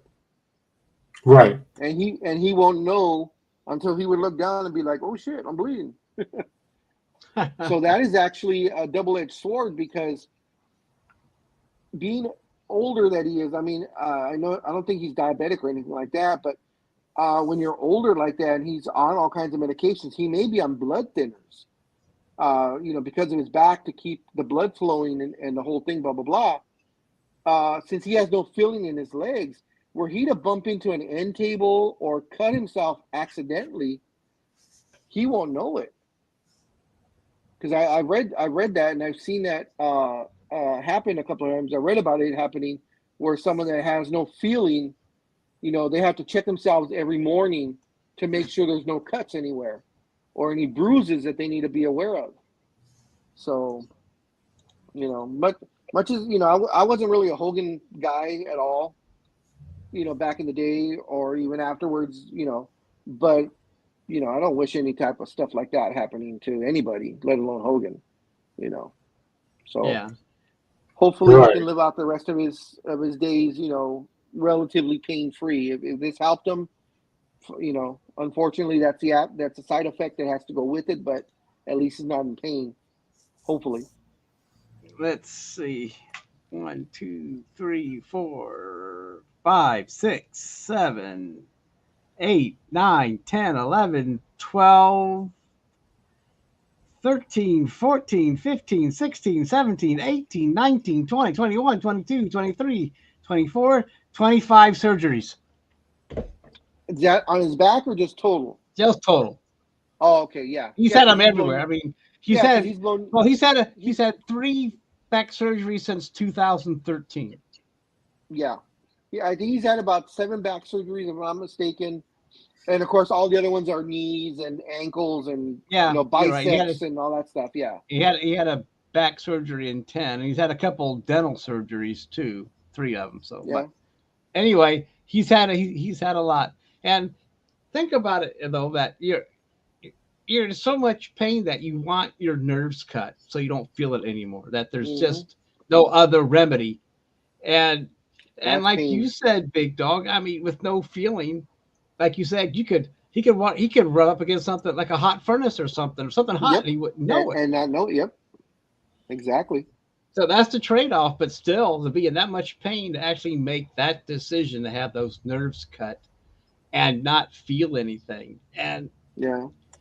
And and I guess for whatever you think of Hulk Hogan, he's given his all to the sport, because look at where he's at now. Oh yeah. Yeah. And it's sad that that's happened to the man, and I wish him well. I mean, I don't feel one way or another about Hulk Hogan, but I never had anything against him. He seemed to do what he needed to do. So. Oh yeah, I mean, it was just the fact that he was a horrible wrestler, Yeah. But he promoted himself very well. He promoted himself very well. Yeah. He is by far on the Mount Rushmore of mic skills for a wrestler. He's up there. Yeah. Oh my God. Yeah. It's him, Ric Flair. I mean, if I go old school, I can go 4 old school and then 4 new guys, because John Cena's got to be on that list. The Rock. Those guys could do it on the fly. You just tell them, okay, I need you to kind of talk about this stuff, and they would go on, for 5-10 minutes, no problem. But yeah, Hogan is definitely on the old school Mount Rushmore as far as mic skills are concerned. Yeah, but I'm glad he's not paralyzed too. I mean, I'm glad it went successful. Yeah. They didn't accidentally nick the wrong thing, but but still, think about walking with no feeling. I mean, even stepping on something, or you'll feel there's stuff. I don't know. It's just weird. Not weird, but it's anyway. Now that you're saying that, I'm wondering. He says he has no feeling, but does he have sensation? Because like when you have dental work done and they numb your mouth, and you don't feel pain, but you can feel them going in with the pliers or whatever. Yeah, you feel that pressure. Yeah, you feel the pressure. So I'm wondering, like, if you were to step on something, would he feel the pressure on his foot and say, hey, did I step on something? But if it's something sharp, but you feel it stabbing through his skin. But or anyway, I see what you're saying. Yeah. Terrible, but and then of course Jerry Lawler had another heart stroke this week. He got released from the hospital. Well, in answer to Coffee's question, he got hurt from doing the leg drop. That's why he has spinal and back problems, because he's jumping up, and he was 330 pounds or so at the time, and you're doing it 3-4 times a night for 350 days a year times 10, 15 years of wrestling. That's how. And of course, he talked about how bad his back was when he slammed Andre the Giant, who was a legit 500 and some plus pound guy, and Hogan got him over, and he said that tore up his back, and he got major back problems since then. Plus all the other guys that he's picked up, and that were big boss man, Kamala, Vader. You can go on and on and on with all the 300 plus pounders that he's picked up and slammed. So go ahead. That's what steroids does to you too. Gives you that false sense of strength, and then you pay the price later. And Speedy, all that stuff adds up, doesn't it? I mean, all that pounding, no matter what you're doing. I mean, if you're hitting ropes, jumping on the mat, whatever, all that crap adds up, doesn't it, Speedy, on your body? Yes, it does. But to bring the mood up a little bit, a friend of mine, he's a booker for some wrestling promotions up here. He posted this on Facebook. He said, "Remember this 11 years ago? I wrote this. Now double all that, and you get the idea of what modern day pro wrestling looks like." Because 11 years ago, he posted on his Facebook page that he just finished watching Evolve 9, where he saw 20 enziguris. Big Dog would like this one. 36 super kicks, high and low. 45 side drop kicks to break up pinfalls. 2 tag matches, 1 3-way match. 17 types of different moonsaults, and 3 DDTs. Now I have a headache. And I told him, hey, now I'm going to have to go on net, because everybody has been, at least on my Facebook page, has been promoting all these wrestling documentaries to watch. And I'm like, well, now I have Peacock, so I can add all these. And I told them, I'm like, thanks. Now I've got something else to do this weekend. Other Did you than watch what I Ric have. Flair then? Did you see the Ric Flair doc? Yeah. Yes, I saw that. I saw that right after. I saw that right after the pay-per-view for Okay. for Vengeance Day. Good question, probably. So. Yeah, it was kind of out there, but I did post on Facebook that right after Vengeance, I'm going to watch the Ric Flair special, and I did. Okay, I missed that post. Anybody? I'm sorry. Anybody that wants to add to their wrestling weekly watching. Anybody who has the Reels channel, which is they talk about movies and such. It's called the REELZ channel. They just debuted on Tuesday MLW Wrestling. Yeah. And, I watched. They had a one new episode, and then I guess their battle royal, which was it's a 1 hour show, so they had it for 2 hours. Their new show, and then a previous battle royal that they had, I guess, a couple months ago. Okay, they have a lot of big names that I know of. I would put them now. I don't know if Speedy agrees or if Speedy's watching MLW Wrestling, but I would put them just below TNA. So it'd be MLW is bottom of the list, unfortunately, right now. There's a lot of guys in the wrestlers you could tell they're up and coming, that they're still trying to learn the ropes, so to speak. So I would put it MLW, TNA, WWE, and then AEW. But that's just my personal preference. Yeah, well, remember right before I came down to visit you guys, I posted on Facebook that, hey, look what I found. And I posted that video of Joey Styles opening the show for MLW. I'm like, I found Joey Styles and Joe Gertner and all those guys that I used to watch in ECW. I love Joe Gertner. He's so funny. Yeah, he is. I would, It's funny because I don't remember Joey Styles being on the new show, so I don't know if it was just a one-off thing or he was a special guest or something. But I'm trying to remember who I saw. Oh, it's what is his face? From Lucha Underground, the announcer. Play not coach. Oh damn it, Matt Stryker. Yeah. Matt Stryker is the main guy on MLW on these shows.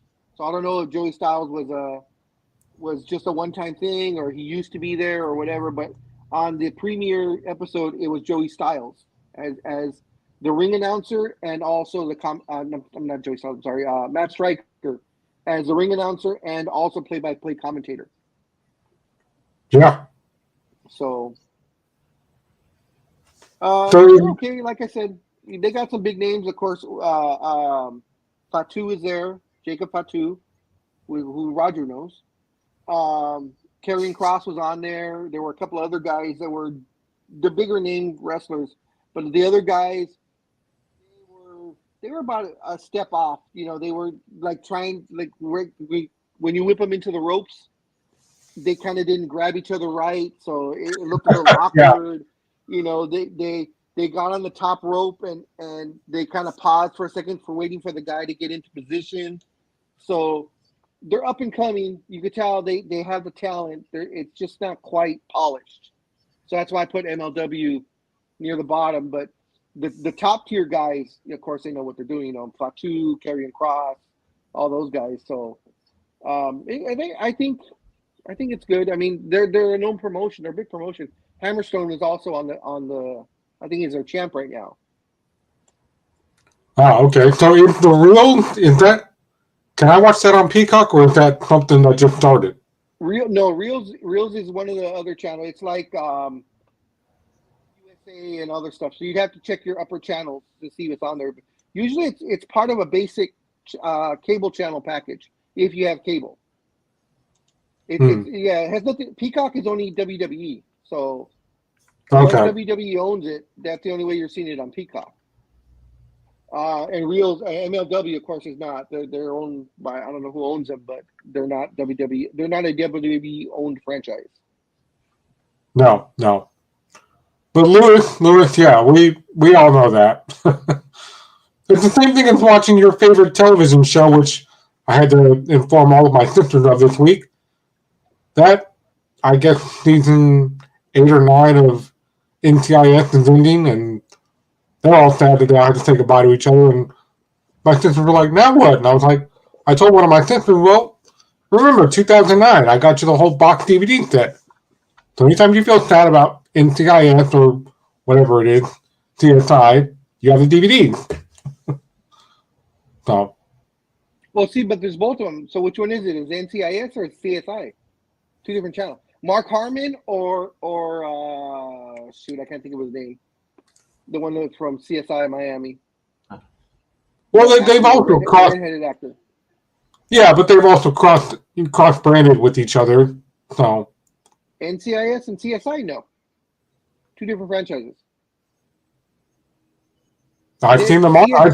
I've seen Mark on their show, and then Mark Harmon on CSI. Yeah.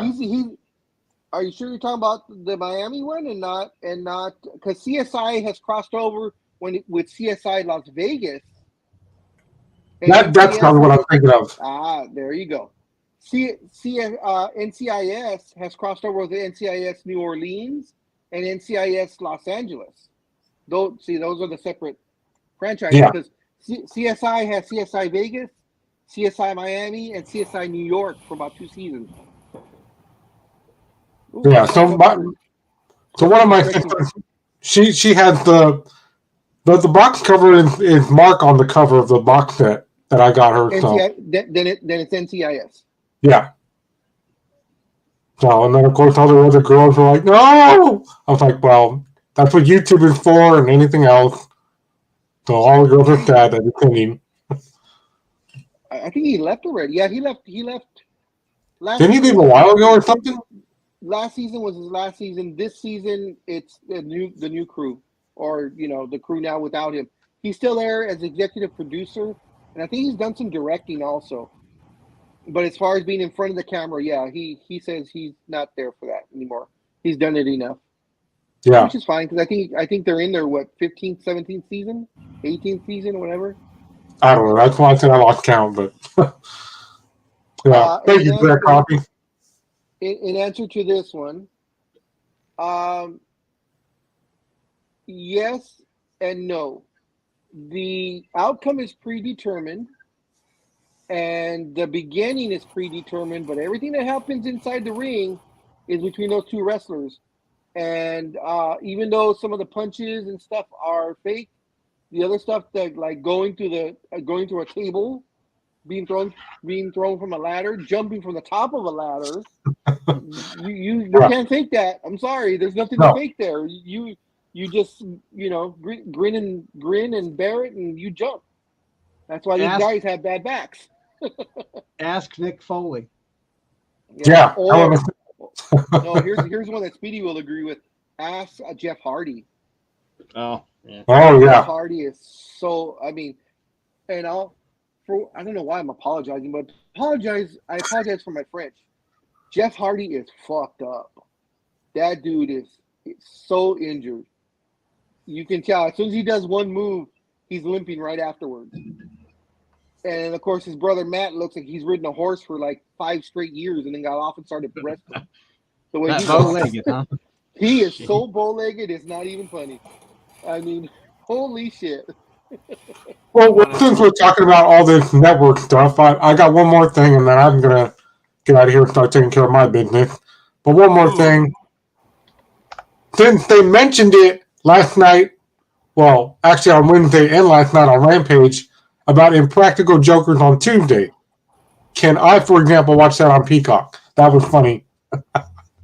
They were willing to take a shot through the table, both of them. That was awesome last night. I'm not. I mean, I've seen it. Yeah, I'm like, yeah. I figured you would. Oh, there we go. Just very quickly, I want to give a quick shout out to both Luis Noriega and to Nick Valente for giving us likes. We're up to 10. Thank you. Appreciate it. All-time high. So we're very happy. Thank you, folks. We've had a quiet. Speedy, you like Impractical Jokers? That's his question. My daughter does too, so go figure. Well, I didn't know anything about it until they started talking about it on the show on Wednesday for AEW Dynamite. So you didn't even know who they were? No, because I don't really watch that stuff. Wow. Oh wow, yeah, they're like in their fifth, seventh season. Impractical Jokers? Yeah. They've been around for a while. I think they might even be more than that, but they've been for a little bit. They have been. Was it Jericho last night? Jericho was like, "Yeah, I got a plan, you stupid sons of bitches," and then here comes the rest of Jericho Appreciation Society, and they get them on top of each other. And he swore. Speedy swore. I'm only repeating what I heard on television. See, that's how it started with those kids on growing up. That's why I say when we had that big family meeting at my grandma's in Oakland, it wasn't us. It was the TV, because my older cousin thought it would be appropriate for us to watch Beavis and Butthead. Yeah, 10 seasons. Damn. That's where Beavis was like, "You got us to the wrong house," and Butthead's like, "You're the one that got us to the wrong house, you stupid bleep." And all the parents were like, "Who's cussing? That wasn't us." My mom was ready, like what Dreem talked about earlier. My mom was ready to start handing out the chocolate to all of us, even with the kids that weren't her kids, because she had one in her hand. I'm like, "Well, you all pay attention." I even told my grandpa, "Look, it's not any of us. It came from the TV." And they all went, "Oh, you're right." Okay, my grandma's like, "Change the channel." She's actually doing this. When you see me do this, that means, well, come on, you guys all know. All the all the millennials out there won't know what that means. It means UHF and VHF. Almighty knows what that one means. You're a millennial, Speedy. Yeah, but I know what. What is that? I know what UHF and VHF were. So that's okay. my grandma was doing. All right. That brings back memories. Roger did this. Roger did that, but I did this. Yeah. But you start with this, and then you go with this afterwards.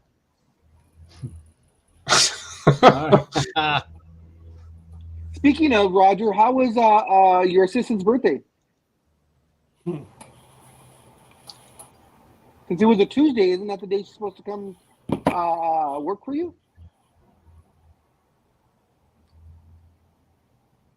He's like, "No comment." Look at that Cheshire smile. It was her birthday on Tuesday, yes. And she, traditionally in her family, it doesn't matter the day, the family gets together for a meal and stuff. So there was a meal, and I think she had a good time. I think she had a good time. Were you part of it? She had a good time. It's a simple yes or no answer. I want to keep her dignity intact, so it's okay. Why? What did you do? What did you do at dinner? Holy crap! It's just her birthday. That's it. Oh, here we go. What is this? Thanks, Almighty. Thanks. The biggest Hell in the Cell match. Not the Hell in the Cell. The biggest King of the Ring match of all time. Yep. Which one was this? This? Made Mick Foley a legend. Oh, this was back in '98. Yep. Big Dog told me about that back then. This is when Undertaker threw him off the top. That's crazy. Yep. Twice. And the second one being an accident. Yeah. Pure accident. Yeah. That's why Matt has so much gray. He doesn't cuss. He has too much built up stress. Well, and being an A's fan. Coffee, you can go to MajorLeagueBaseball.com and get yourself an A's shirt, okay? That'll make you happy. Oh, Jay, referring to the video, that was a OMG moment. Yes, it was. Definitely. I remember when Big Dog talked about that to me, and he says, "Yeah, I know you don't like wrestling, but you missed out, Scorekeeper." I'm like, "Oh." At the time, it was Roger, not Scorekeeper. And that's where Nick Foley was actually unconscious for a while, right? When he, or was that he just? When he fell through there, no. It was when he fell through the actual Through the cage. Through the cage, Okay. and landed on the ring because that was unexpected. Oh, so okay. He didn't know. Yeah, the choke slam was planned, but they expected the ceiling of the ring of the fence to hold. But the thing was, it was the first time with that type of a structure. So they hadn't taken into effect that it's a chain link fence with those little metal ties, hold to the poles. They didn't take into it the fact that Undertaker weighed 300 pounds and Foley weighed 330 pounds. So they didn't take that into effect to reinforce the fencing. So when he picked them up and he dropped them, the chain link just gave. So what Mick Foley thought he was just going to bounce right there, he actually fell about 12 to 15 feet, about 12 feet onto the ring. And, of course, it's not the fall that hurts. It's when you stop. And he was pretty much knocked out at that point. That's why. Yeah, that's what it was. After that's when everybody ran in and kind of gave him room or gave him some time to try and, get back to consciousness. Ooh. You'll notice that when he stands up, right after everybody leaves the ring, and he stands up, and Undertaker kind of hits him with just a punch, just a light punch, Foley falls like a sack of potatoes. He said because he was knocked out, and when it was literally like pushing someone over that was, drunk, he just fell into a piece. And of course, he doesn't remember most of the match after he fell through. Because of course he brings out the thumbtacks. Yeah. Undertaker slams him into the thumbtacks, blah blah blah. They count the 1, 2, 3. Everyone goes to the back. Vince yells at Mick Foley, says, "Don't you ever do anything like that again." And Undertaker came in about 10 minutes later to check on Mick in the trainer's room as they're pulling thumbtacks out of Mick Foley's body. And as they're pulling them out, Undertaker, "Hey Mick, how you doing? I can't believe the crazy shit you did, blah blah blah. Great match, And the first thing Mick Foley, he kind of looks up to me, he's all, "Did I use the thumbtacks? Did I bring them out? Did it work?" And Undertaker knew at that point, and he just patted him on the shoulder and said, "Yeah, Mick, everything went. You did everything you were supposed to do. Great job." And he kind of shaking his head, but walking out the door, knowing Mick Foley's fucked. Yeah, because even after the match, you see Mick Foley grab the referee, and he's like, and nobody knows what's going on, but he told the referee because he couldn't remember, and he asked the referee, "Did I use the thumbtack? Are we good?" And yeah, you won. You even won the match, and you used the thumbtack. They're right there. Can't you feel anything? No. And on top of that, Undertaker went into the match with a fractured ankle or something? He had a broken ankle, yeah. Yeah, broken ankle. And he's like, I couldn't even really climb to the top of the Hell in a Cell again, but, when you have that much adrenaline, I didn't care. I just got up on there. We went up top again. So. Hell of a match. Yeah. Yeah, that's legendary. So on Taker's one man show, he's going to talk about that, or someone's going to bring it up. Definitely. Because, they said that, of course, he does his one man show, and that he does take questions from the audience. So I'm going to look into it. Tickets go on sale on Valentine's Day at 10 a.m. Anybody out 10 a.m. Pacific time, anybody who can be in the Las Vegas or Los Angeles area. Vegas, I think was March 24th. I can't remember the name of the arena, but I know it's at the Cosmopolitan Hotel. And of course, it's It's at a place, I believe, in LA I think, where the Taker's going to be for WrestleMania. I think it's that Friday night. And they have tickets general audience. They have VIP tickets on sale where you get a meet and greet with Undertaker, picture, and of course, they do all the special entrance, and you get better seating, blah, blah, blah. So who knows how much those are going to be, because I know Taker is not cheap when he shows up for autograph and photo ops. If I'm not mistaken, when he showed up here at Frankenson's, he was charging, I think it was $175 for a signature. No, it was $175 for the picture of him, and an additional $200 for a sig. So $375 for a pick and autograph. And he was not dressed in his Undertaker outfit. He was just there as Mark Calloway, pretty much dressed in a cowboy jean shirt on, a jean jacket, and some sort of pro-Republican shirt on, something or other. Because he is a die-hard Republican.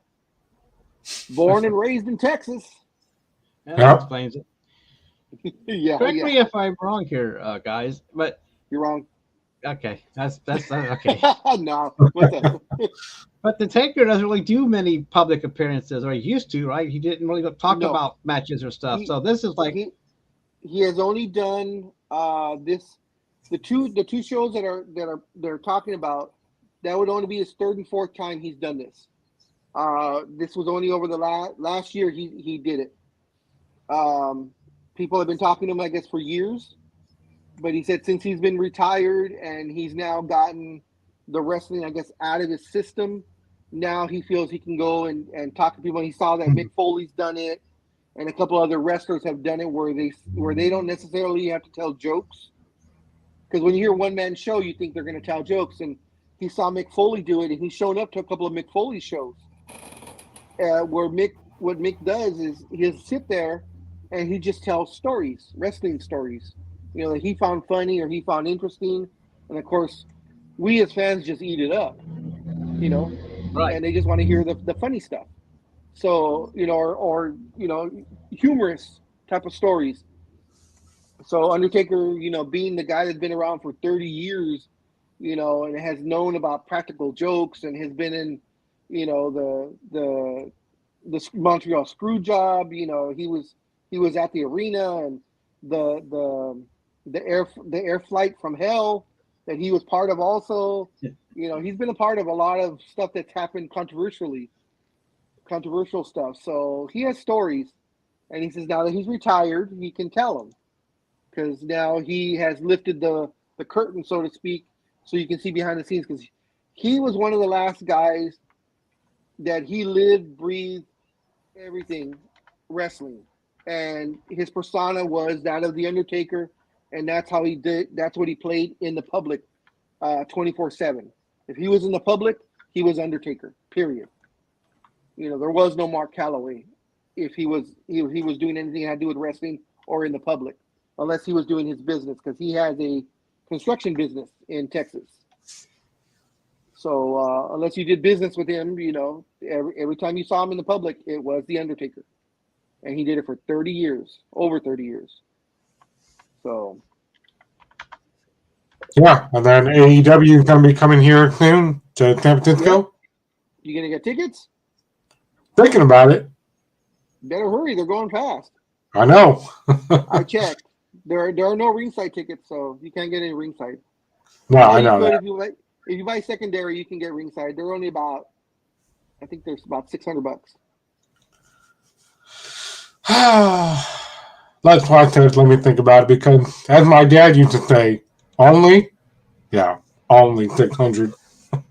Would you rather go to the Friday show, Dynamite, or would you go to the Wednesday show, the regular Wednesday show? I don't know why I can't think of the name of it. Probably the Friday show. Because the Friday show is shorter because it's only an hour. Yeah. They usually do. I'm trying to remember when I went on Wednesday here at the Forum. Yeah, they did AEW Dark on Wednesday. So I don't know if on Friday they would do it or not, but they would probably have something a little extra. Well, I got an email from Ticketmaster about Sunday, March 5th. So. Oh, that's it's in San Francisco, right? Yeah, at the Chase Center. Yeah, the pay-per-view. See you later, Jay. Bye, Jay. I'll be getting out of here too. You enjoy the game too, there, engineer. Gentlemen, I apologize. The little bitch on the other side of the alley is starting to bark up a storm, and I have to get going. So, yes, folks, don't forget, don't go much longer because the next program follows up. But I got to be on my way. All right, guys. Give him some dog food, Scorekeeper. Give him some dog food. We'll only be on till like 11:30. Don't worry about it. All right. We'll see you guys on the other side. Appreciate it. All right. Enjoy the game. Hasta. Yeah, you guys should have fun. Scorekeeper. Who knows? Maybe we'll be live after the Super Bowl. I don't know. Oh, so okay. Oh, well, he says, oh, okay. Well, he said he was leaving. Well, he warned us that he was gonna go. So was it a sellout? What's that? I'm looking at tickets for Dynamite, which is Wednesday, and I don't see anything available. Holy crap! Oh, Really? okay. Yeah, oh, okay. Oh. No, you have to zoom in. So, let's see. How much are these ones? Okay, I picked the seat. $71 is not bad. $71, and it's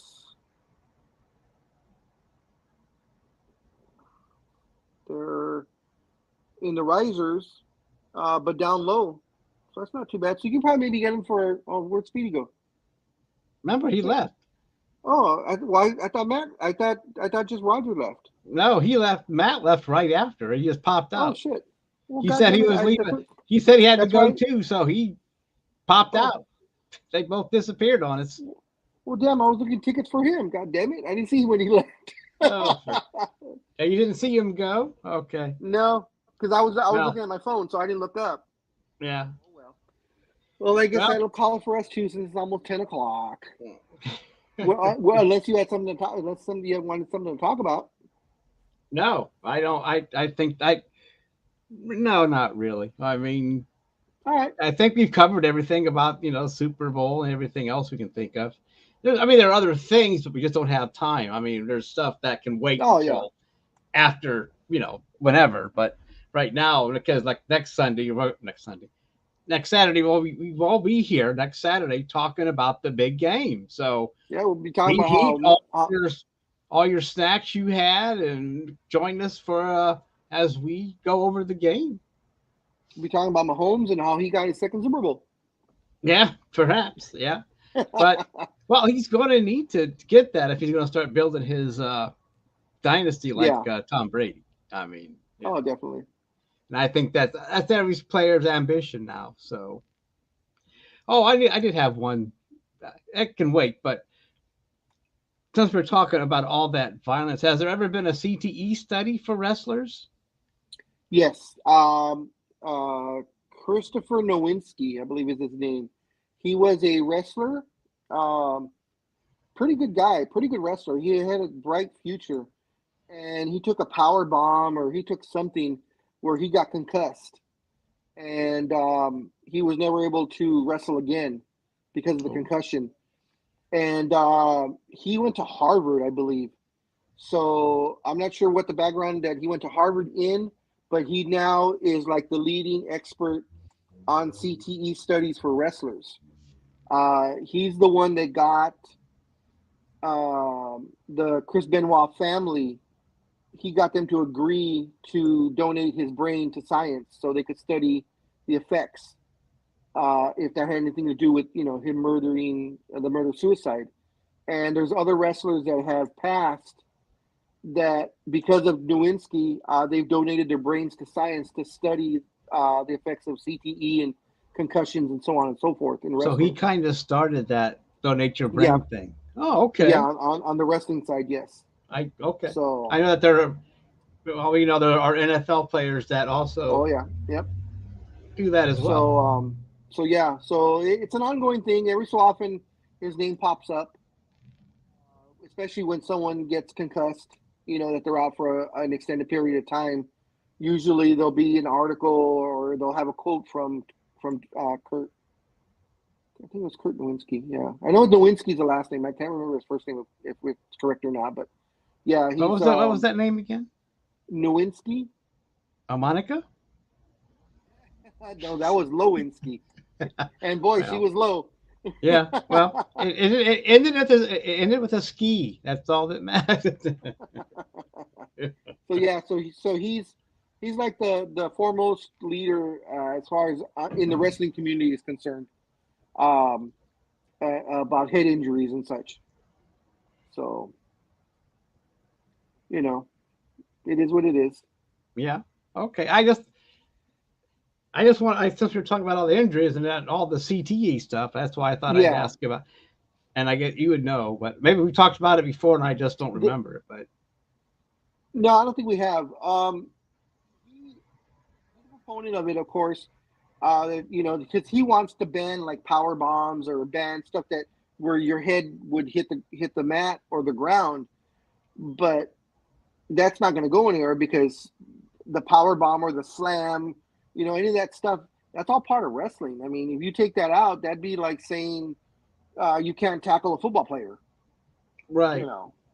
Huh. So, and the contention on the wrestling side, the wrestlers, when they hear this kind of stuff is like their attitude is, hey, with the NFL, knew about head injuries and stuff and hid it from them. Whereas we know as potential up and coming wrestlers when we're training, we know we're going to get hurt. We know there's a good chance that we're going to get our head smashed into something. So we go in with the open mind and saying, yes, I know this could happen, but I accept it and I still want to wrestle. So, and that's the main difference between wrestling and all the other sports as far as the concussion thing goes, is the wrestler saying, well, we know we can expect to have this happen.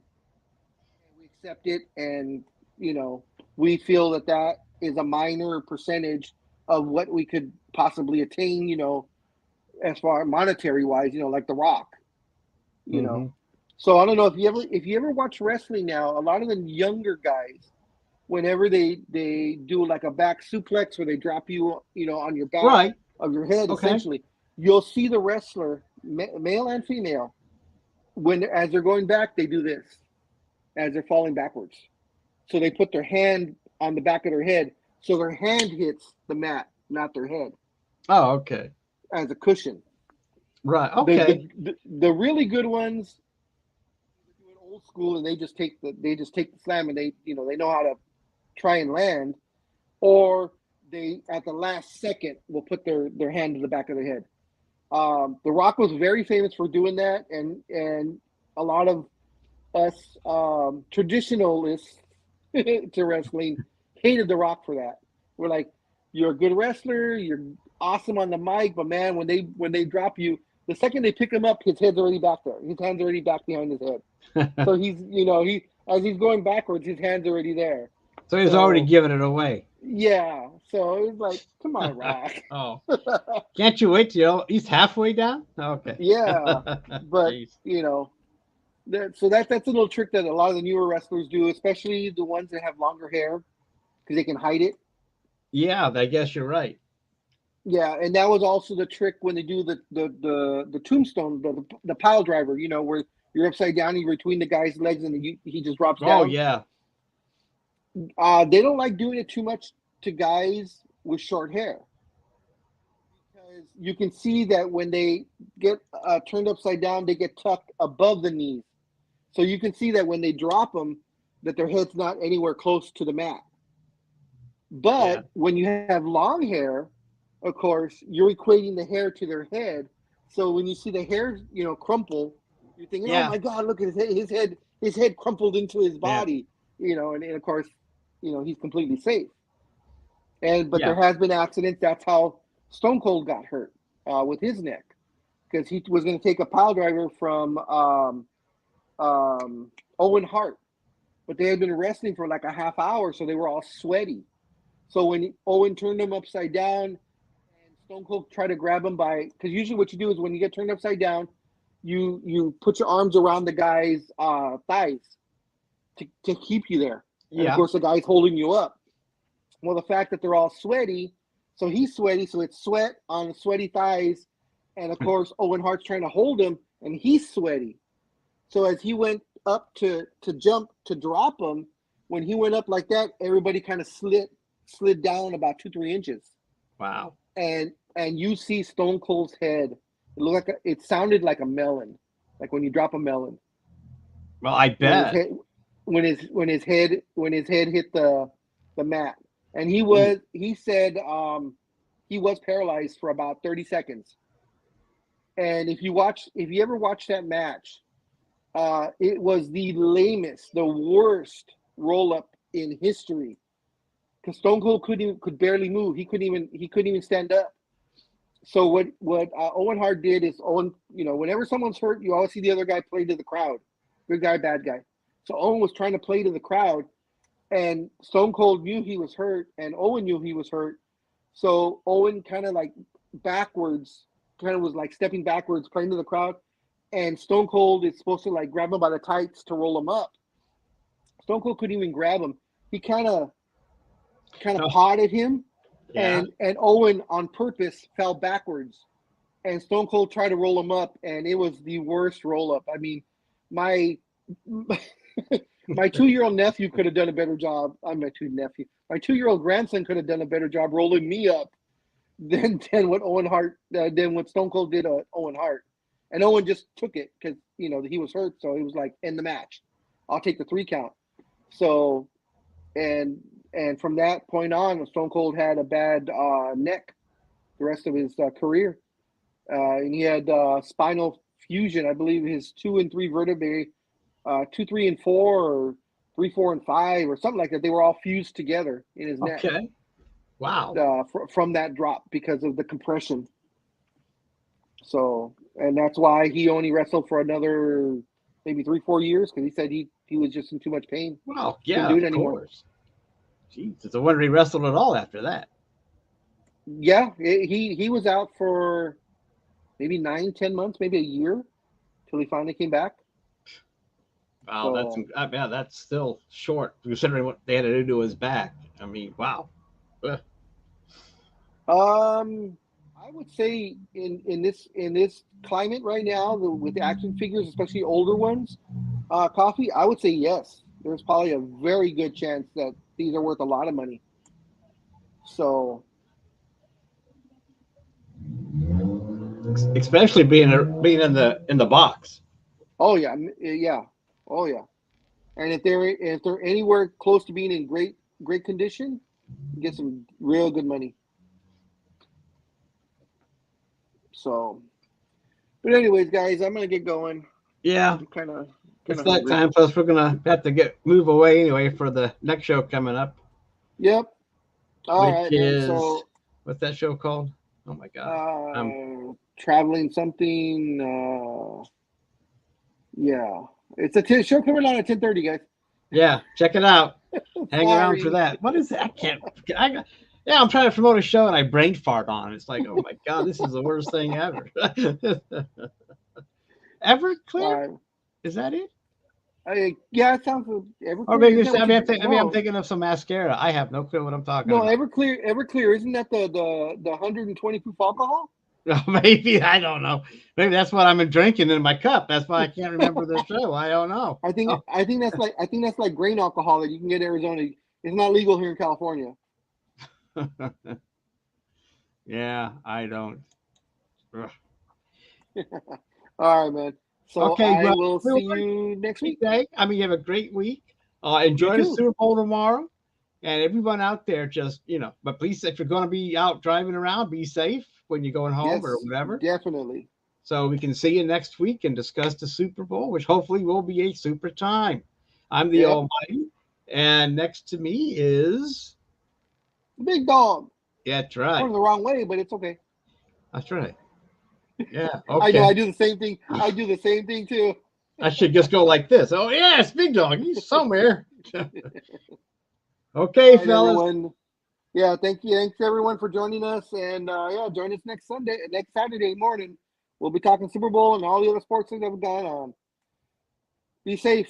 See ya. See ya.